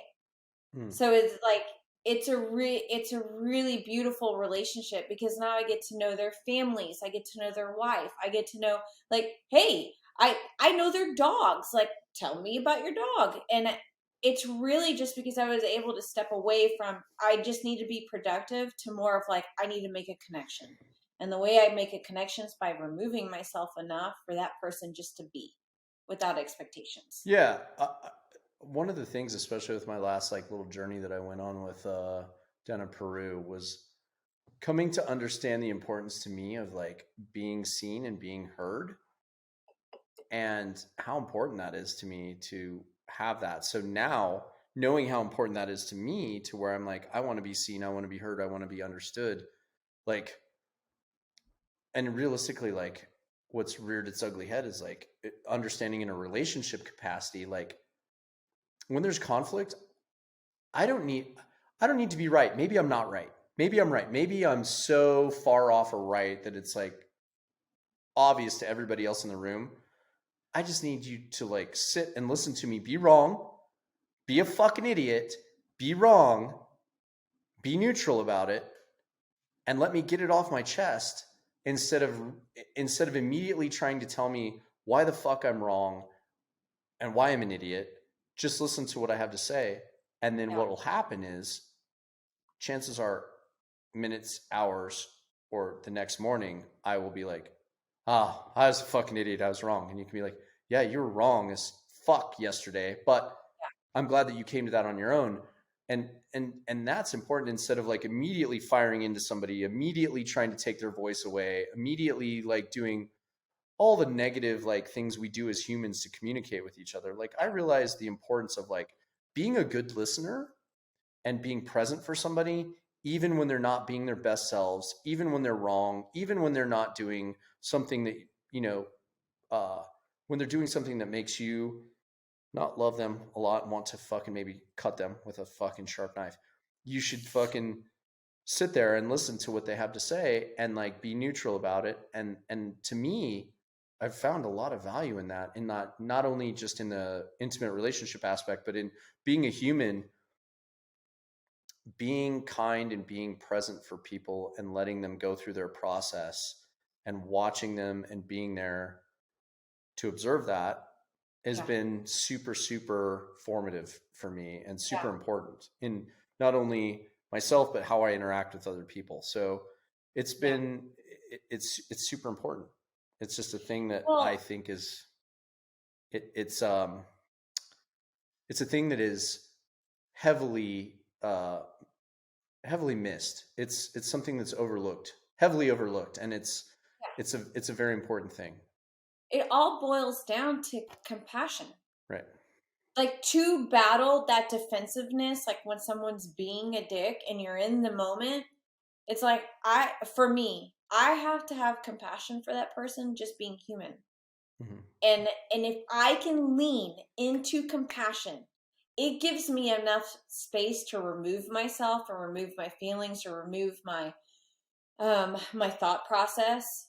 And I'm fiery, so I have to lean into that to be able to hear someone. So usually if and that's a skill that I've learned this last year, is really leaning into compassion instead of going into defensiveness. And it helps me. I am a giant communicator. So I want to hear the other side. I'm a thunderstorm when I walk Mm. into a place. You're a thunderstorm when you walk into a place. Like you're going to be like, "Bah! This Mm. this is how I feel. This is how it affected me. This is how I think your behavior is." But what I've come to a place is even if someone's not a thunderstorm, because sometimes I want to be like, let's go. Let's get this done. Let's get it on the table. Let's heal from it. Let's pivot. I'm one of the first ones to offer an amends when I have fucked up. Like, I do some self-reflection. I'm like, oh, you know what? I dropped the ball on that. But it's only because I have found compassion. And you can do a shitload with compassion. You can move so many mountains with compassion instead of always being in that fight or flight and thinking that the world is against you. And, you know, a lot of it is not being afraid of what other people think about me has helped me lean into that, if that makes sense. No, it makes total sense. I've like watched you grow just in the time that I've known you, like in your capacity to be a good listener and be present and do what you're describing. Because I am a son of a bitch a lot of times, and you've been great at like listening when I've had to like rant, or we're having an interaction about X, Y, and Z, whatever the topic is, and I'm being fiery about it. You've been great at like, even if you disagreed with me, and there's been several times where you've disagreed with me, and you're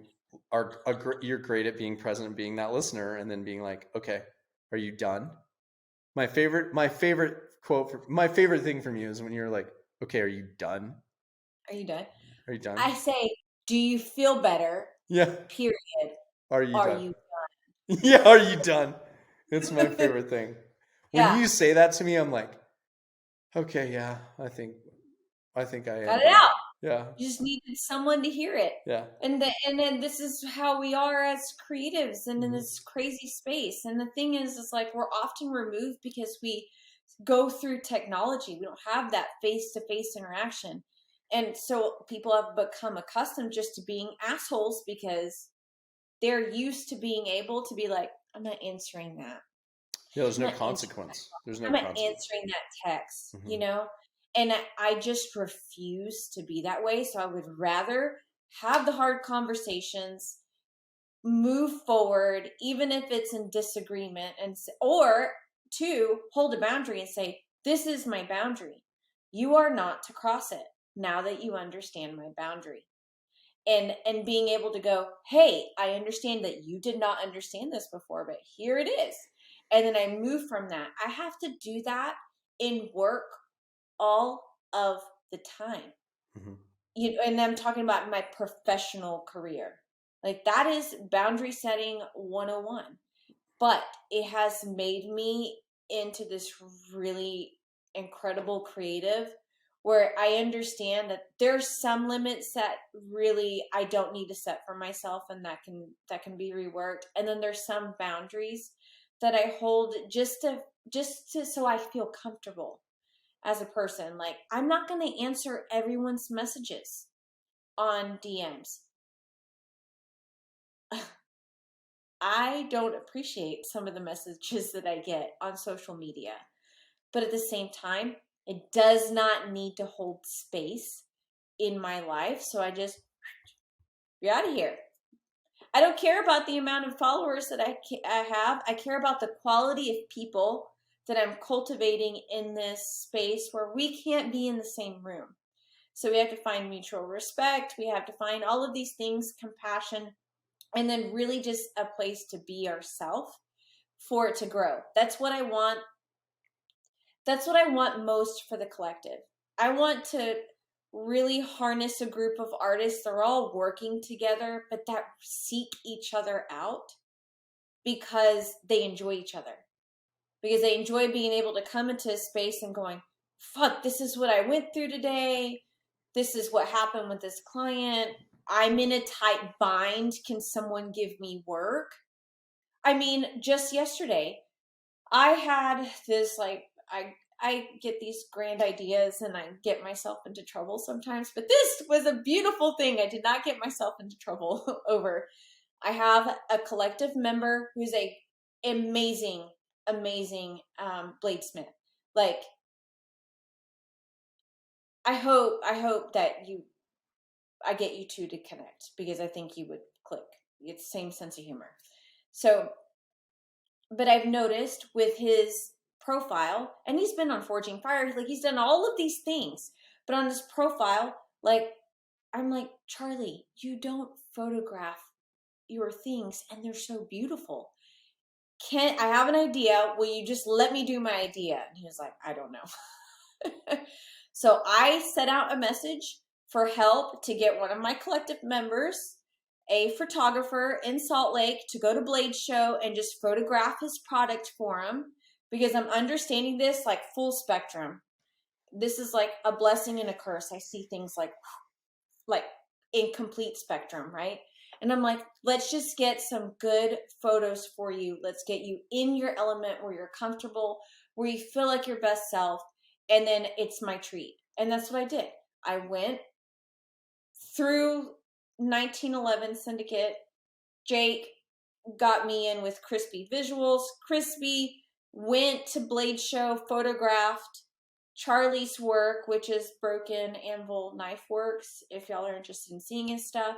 Took incredible photographs. I scheduled this entire thing while I was at the range in my class.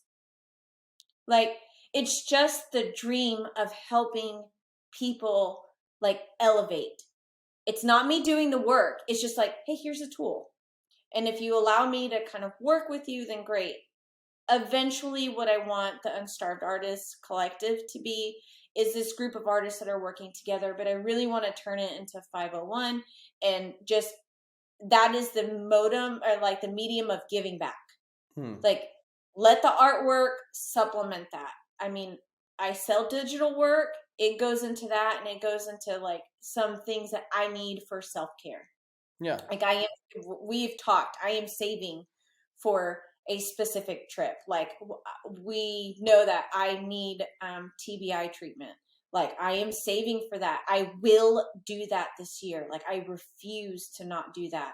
But at the same time, I want to make sure that I'm giving back, because there's something with this cycle, like this momentum, this cyclical momentum that happens whenever you give, you receive.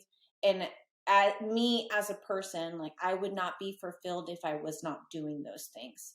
So it's just, I know like these things are like in infant stages, and I can see it like, hey, what I want it to become in a year. Me recording a podcast scared the shit out of me. Yeah. The shit. Yeah, I know. Like, I had this like, like demon that I was fighting of this self-talk, and then I was listening to it. Is the audio good enough? And I just took a step back and was like, you're massively overthinking it. You just need to do it. I actually just sat down and just did it. Like, I was like, fuck it. Kids are at school. I have an hour. Let's go. Recorded it. And then after I recorded it, I looked at the programs that I needed to be able to edit that. But now that I did it, I'm like, oh my gosh, I can do this with all of my artists for the collective. And I understand like I'm starting to understand the ins and outs of the podcast. I understand video really well. I understand as far as like content goes, what moves during that time, because that's how I book artwork. It's usually through Instagram, which is a whole nother conversation. But these little tiny things that I'm putting in my space, I want for other people too.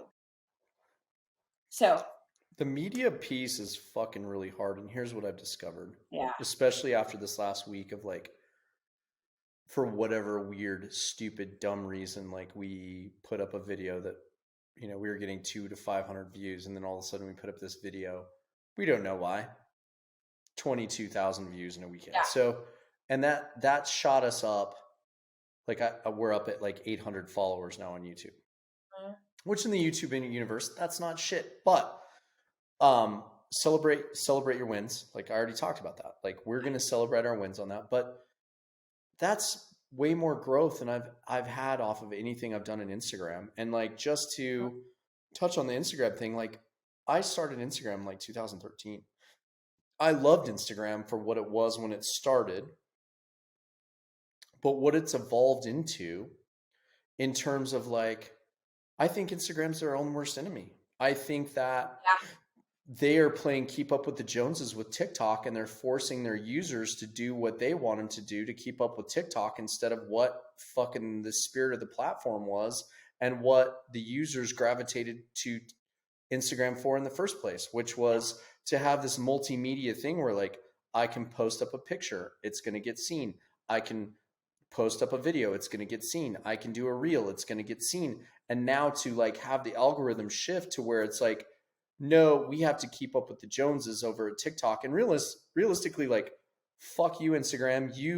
Your own bullshit policies, your own censorship, your own, like my page got deleted at almost 10K. Like Yeah. you censoring people, you deleting people, you shadow banning people, you making it so fucking hard for anybody to grow any type of following on Instagram is what pushed everybody to TikTok. You kicked your own ass, Instagram. You fucked yourself, Instagram, because you pushed everybody to TikTok, and you've recognized like the exodus that people have made to TikTok, because over on TikTok, you can grow an audience. The algorithm's different, and TikTok knows this, and they're weaponizing it against Instagram because they're like letting people grow these fucking platforms and get their this huge organic reach, and they're not throttling it. They're not shadow banning people. They're not doing all of the things that Instagram is doing to limit your engagement, throttle your engagement, shadow ban you, delete you, censor you. Like all the things that Instagram does, they're a victim of their own bullshit policies. And so realistically, like, what you've done on Instagram has been really great. But I think what I would recommend to you is like, I'm jumping over on YouTube. I'm jumping over on Patreon because those are monetizing immediately. Like, well, that's what Instagram is the whole reason why I went to YouTube. Right. That wasn't even a thing that I wanted to do. And I was like, fuck you. Like, if you're going to, because of the people who are in my space, and I've seen them shadow banned, I have a hard time finding a lot of the accounts that I enjoy. And even though I'm a civilian in this other world, right? I appreciate when I see something slow motion that's firing, or the ting that you hear off. I appreciate all of that. And the fact that I can't see those things that I appreciate because they're shadow banned or taken down. So many of my videos are taken down because I'm painting a gun. It's not even the gun. I'm painting it. Like, it's not even real. It's not even real. It's not even real. And it gets taken down. And what I've started doing is looking at the following, what they like. I have started feeding stuff off of, or naturally, to YouTube, because if I'm recording it, I'm editing it. If I'm editing it, I can go ahead and just edit it for the YouTube platform. And I've started feeding that. But another thing that I'm doing is trying to capture on my website. Because if everything goes down, then at least people know they can go to my website to get in contact with me. Yeah. Yeah. I think your website should always be your, like, in your pace plan, it should be, it should be the hub, and it should be the, the contingency, the primary alternate contingency. It should always be the contingency part of your pace plan. But just watching what Instagram has become and what they're doing and how they're forcing, like, like after doing some reading and some research and finding out now, like I've been stuck. I mean, first of all, I'm on the lowest. I got deleted, and now my new page is on the lowest tier of like shadow ban hell that you can possibly get. And like, I've been stuck at like 900-ish followers for 3 months. And now all of a sudden, Kato and I like put out a video on YouTube, and I jumped to like 800 followers in a fucking weekend. Okay, cool. I'm going to go plant seeds in the garden where I'm like watching things that are actually growing in the soil, versus like over here where I've been watering I planted seeds and I'm like watering the shit out of it and nothing's growing. Yeah. So like, and not only that, like I said, like YouTube and Patreon, they monetize really, really well. Like I'm making money off of those things right now. So I'm not making shit off of fucking Instagram. So like every day, everybody's on Instagram. If you're a creator and you're listening to this and you're on Instagram and you're like spinning your wheels on Instagram, fuck Instagram. Shift over to YouTube, shift over to Patreon, because those things will start monetizing for you almost immediately. especially depending on what your following is. But and your ability to like push people on, or not push people, but like encourage people to Direct people, encourage but you have to direct direct them, people. yeah, Yeah. direct them onto a different platform. And I think it's important, and realistically, for what things, the direction things are going for technology and being an independent creator and those things, like I'm gonna go where like I'm welcomed and celebrated, and like I can see progress in my work versus like Instagram. Like here's the other thing too, like I got all excited when Instagram's like, we're going to start doing subscriptions. I'm like, cool. I'm going to offer a subscription to my page, and I'm going to do some really cool, unique, fun things for my subscription. And then I'm like sitting there, and I shifted from a personal page to a creator page. Mm-hmm. And nothing has happened for like, I don't get the subscription tool. The subscription tool has not been authorized to me. And so then I jump online and I'm like doing research. And as it turns out, if you've had any violations in user guidelines, they don't authorize you to have subscriptions. But that's the excuse. But even someone like me that's like, schedule a call. I'll push schedule a call. Well, you have to do this. Well, you have to boost this. Or you can't have, sound. You can't have like you can't use music to be able to do that. But I love using music. Like I'm not going to stop doing that. I have been waiting for a call from them because it accused me like. No, Are we good? We're good. Cato's like, are you doing a 3-hour cast? We're at an hour and 49. Cato was worried that we were like, is Cato okay? He's okay. He's doing Cato things, and he's like, oh, has to. He's like doing math in his brain because he's like, I have to edit this. So we're at an hour and 49. Don't worry, it'll be okay. He's fine. He's fine now. Cato, I showed up, and it is 1:37 in DFW currently. You will be fine. She said it's 1:37 in the morning where she's at, and you'll be fine. You'll be okay. I also don't have hot enough to edit it tomorrow. And I'm not going to mention what her energy is right now in Puerto Rican because it's probably go fuck yourself. But anyway. No. Yeah. But anyways, monetizing and doing the subscription, I don't know. I'm just going to keep feeding it where I see growth. I've seen a little bit of growth in YouTube. It's like baby stages. But the great thing is I've integrated YouTube onto my website. So now when someone's first coming onto my website, they immediately get to see a video of me just being me and giving them a welcome and being goofy and honestly describing a little bit of my journey and how the black and white work started it within a minute and a half. And that's one of the other great things about YouTube, that tool that you can use those links and you can integrate them into a website. Whereas like,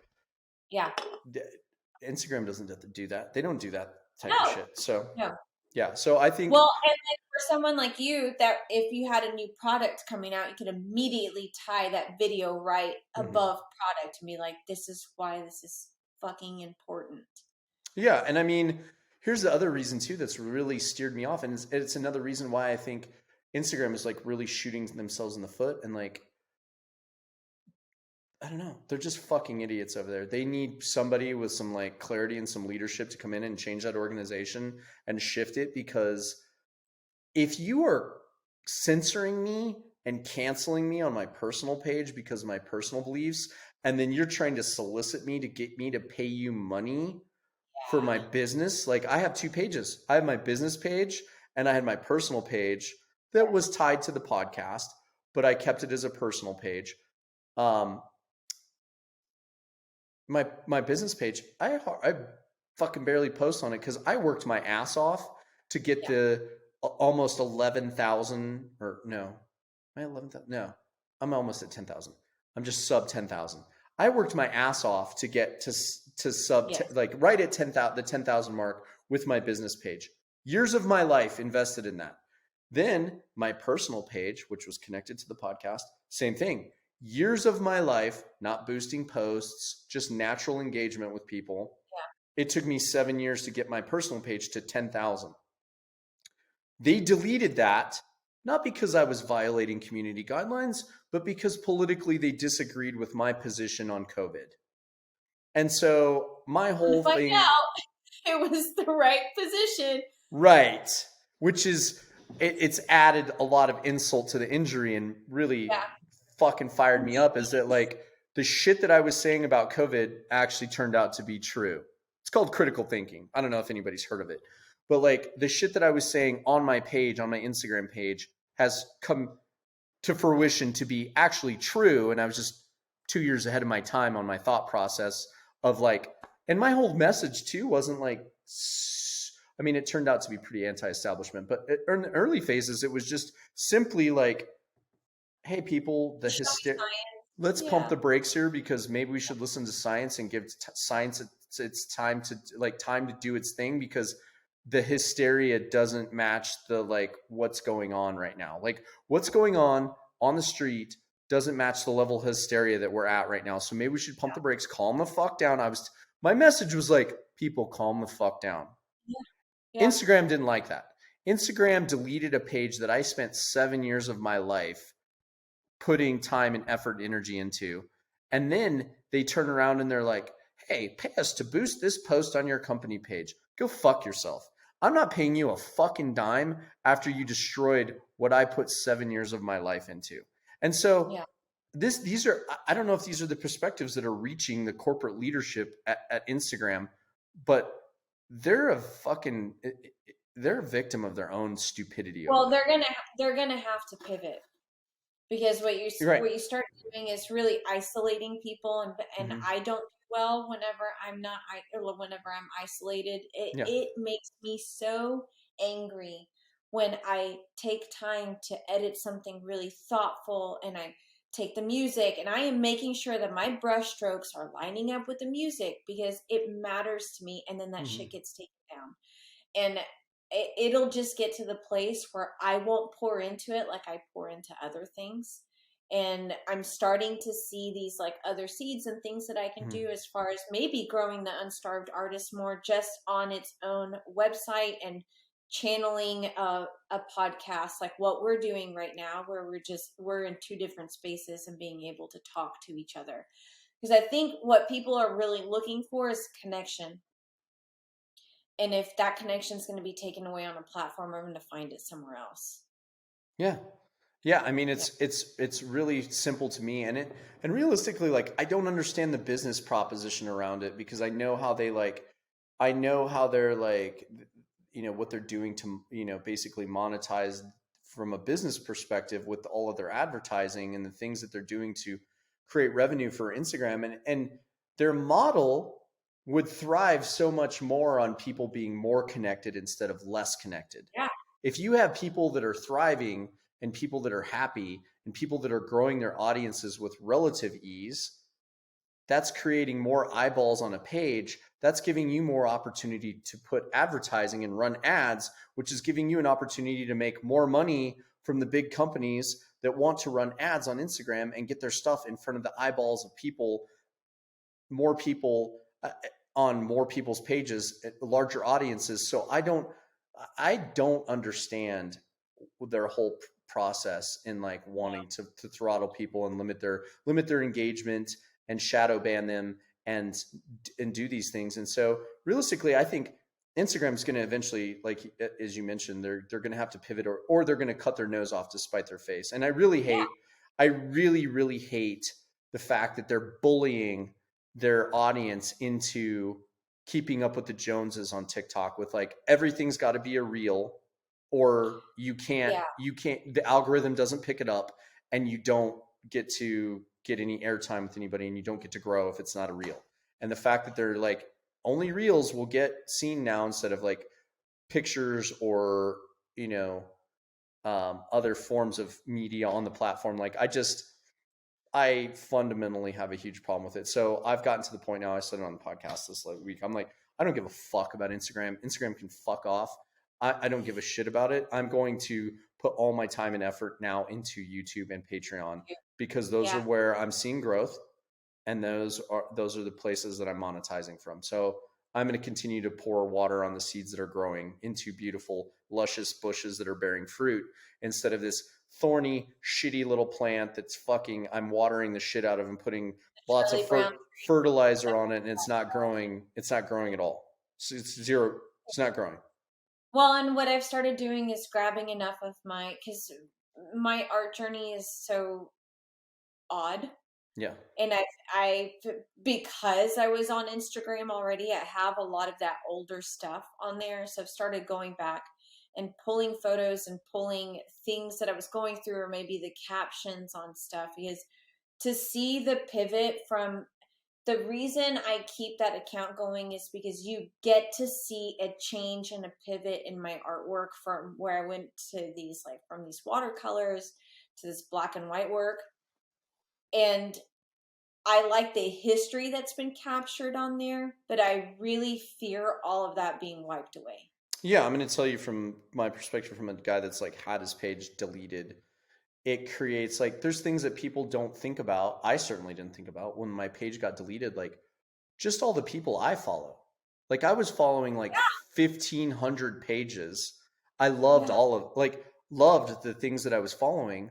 And when my page got deleted and I had to start a new feed, I'm like, oh fuck, I've got to start from like 7 years of history, like 15. I got to go back now and I got to be like, oh, I love that person's thing and I love that person's thing and I love that person. And I had to like immediately shift gears and start. And I mean, I'm sure there's probably a ton of people out there that are like, why the fuck doesn't Brian follow me anymore? Well, I'm sorry. My page got deleted and I probably loved your stuff, but I can't remember 1,500 pages. Phone Yeah, numbers. yeah, I can't remember. Yeah, I can't remember 1,500 phone numbers. I can't remember 1,500 pages of people or companies or things that I actually loved really following. Like I can't remember that. And then like in terms of content, like all my content was gone. Like all the pictures that I posted, all the captions that I posted, all the stuff that I like curated. Because there was a lot of, a majority of my stuff I put, like I put a lot of thought and effort into, either being funny with like inside stuff with like quotes, or writing thoughtful things, or putting up poetry, or putting up pictures that were really important to me, or video that was really important to me, and like writing something thoughtful with it, and having all of that just gone.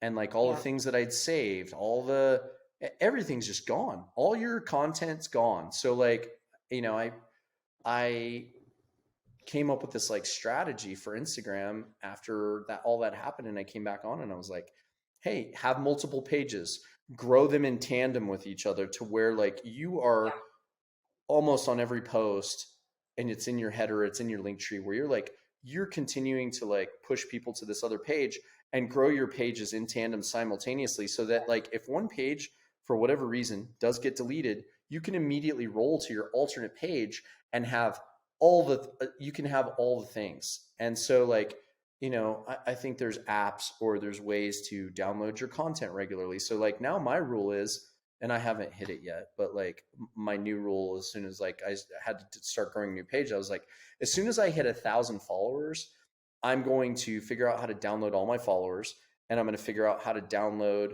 all my content. So in the event that like some shit happens, I can immediately upload that onto a new page, or start populating that and putting those posts back up on the new page that I've like grown in tandem.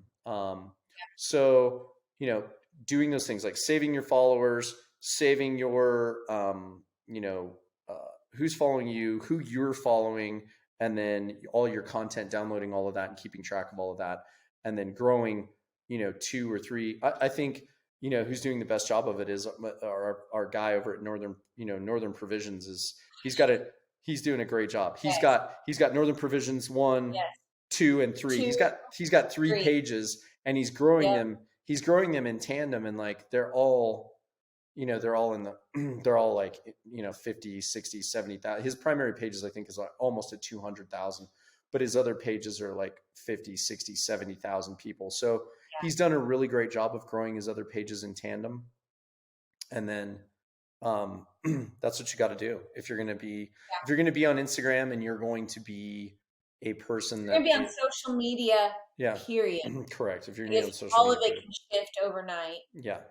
But if you're gonna be on there, period, it does have to be in that really thoughtful way. Yeah. Of like looking at it from several dimensions. Yes. Okay. How are we on time? Do you want to get into some of my history? Is Kato doing okay? Kiddo's doing fine. It Okay. is, we've been going for 2 hours now. It is almost, what is it? Almost 2 a.m. where you're at? Yeah, it's so good. It's so good. So here's what I think. I think we can put a fork in this one and call it like a good initial thing. And then we can, here's what I want to do. I want to call this part 1. And then I want to have you back probably in a few weeks to do part 2. And I want to talk about, yes, where you started your journey, how you got to where you're at right now. But I think this was like a really great first, like getting back Not back the in first, but the one that was actually captured This- and recorded, senor. it's a good second at bat, because you're right. Our first podcast was really, so really good. fucking good. It was so good. It was brilliant and it flowed, and I kept your grizzly energy Mhm. just far enough away from me to actually speak. You did a great job. That was a really So- fun. It was a fun podcast. You did a great job. Yeah. It was But great. now it's just a good memory, and it's a fun story. Well, I have the video. We just don't have any audio to go with it. So That's okay. we had the video. Yeah, because that's what happened. What had happened was I traveled down to Texas. I linked up with Jess, and I even set up cameras because you were going to be, and you still are. You'll be happy to know you're going to be my first guest video edited podcast on YouTube. And that was the plan all along. And so I had set up, I set up my iPad, I set up my phone on a gimbal. So I had multiple camera views. I had hooked up all my audio right. We recorded on all the things. But unfortunately, what was fucked is like where I positioned the iPad and where I positioned the camera, like my phone on the gimbal, were just far enough away that like the audio sucks. And so we couldn't pull the audio off those devices because of what had happened was you and I recorded on my H6. And then for whatever reason, like I got back and just Kato and I like reviewed the file on the H6 and it got corrupted for whatever reason. And we still don't know why. We've still like scratched our heads to this day. We're like, why the fuck did that file, out of all the podcasts that I've done, why did that file? Yeah, right. I have no idea. Why did that file get fucked? Because it's literally the only one that we've had. Well, no, we might have had another one. I'm pretty sure. No, I think that was the only file that we've had get fucked. So that file, for whatever reason, got corrupted. We don't know why the audio got corrupted, but it did. Kato did everything in his power. He was like literally researching for like 2 or 3 hours to try and find an app that can do like audio recovery. And we were trying to because the files, what was really weird. The files were on the card, but when you went to open them, it would say file not found. Yeah. But then he would try to open them, and I think he found some app where it would open them, but it would not play them. And then he was like, oh, wait, I think I found another app. And so then there was this like really shady fucking like dark web, like Chinese weird app that like he was like, I could download this, but I'm not sure what it'll do to my computer. So like, I'm not sure. And I was like, no, don't worry about it. So we didn't do that. And then we tried to pull things off the video files from the phone and the iPad, and we couldn't enhance them enough to like make them even decent, let alone good. So it just got fucked. So like our whole, I knew it was bad in your voice the second I heard your voice, and you knew how bad my week had been. Yeah. Like I had broken my hand, yeah, my painting hand. Mhm. I got hit in a hit and run, yeah, which I did run, like physically run after that motherfucker, and I Mhm. caught him, called the police on him, and then like day after, you're like, so Yeah. I tried to present it as The good as I octave could. was at a really uncomfortable level, and I'm like, okay. But I'm glad that we're pivoting. Thanks for having me on. We'll get part 2 done. Yeah, because I definitely Don't want to bust get. your balls too I want to much. get your origin story out, but I think just like having people get to experience like who the real Jess is and like your dynamic and like who you are as a person and how fun you are and like um the quality of human being you are it's a great we're at a great first out of the gate or second. We're at a great second out of the And look, gate. I actually drank beer I know with you you drink tonight, beer. I know it was awesome. which I did not do in You did not? Austin. I was No. like, ugh, No. beer. No, you did not. And then I'll send you and Kato. I have some more cans of this, so I'll send you some. I would love that. Yeah. So for now we can call it good, but yeah, I'm definitely gonna get All you right. back on the cast. Bye. Thanks for having me on. Yes. Thanks, Kato. Yes. And so thanks everybody for joining us on this episode of the Lone Element Podcast. Special thanks to Jess from JM Artworks, and we will catch you guys on the flip side. Until next time, peace.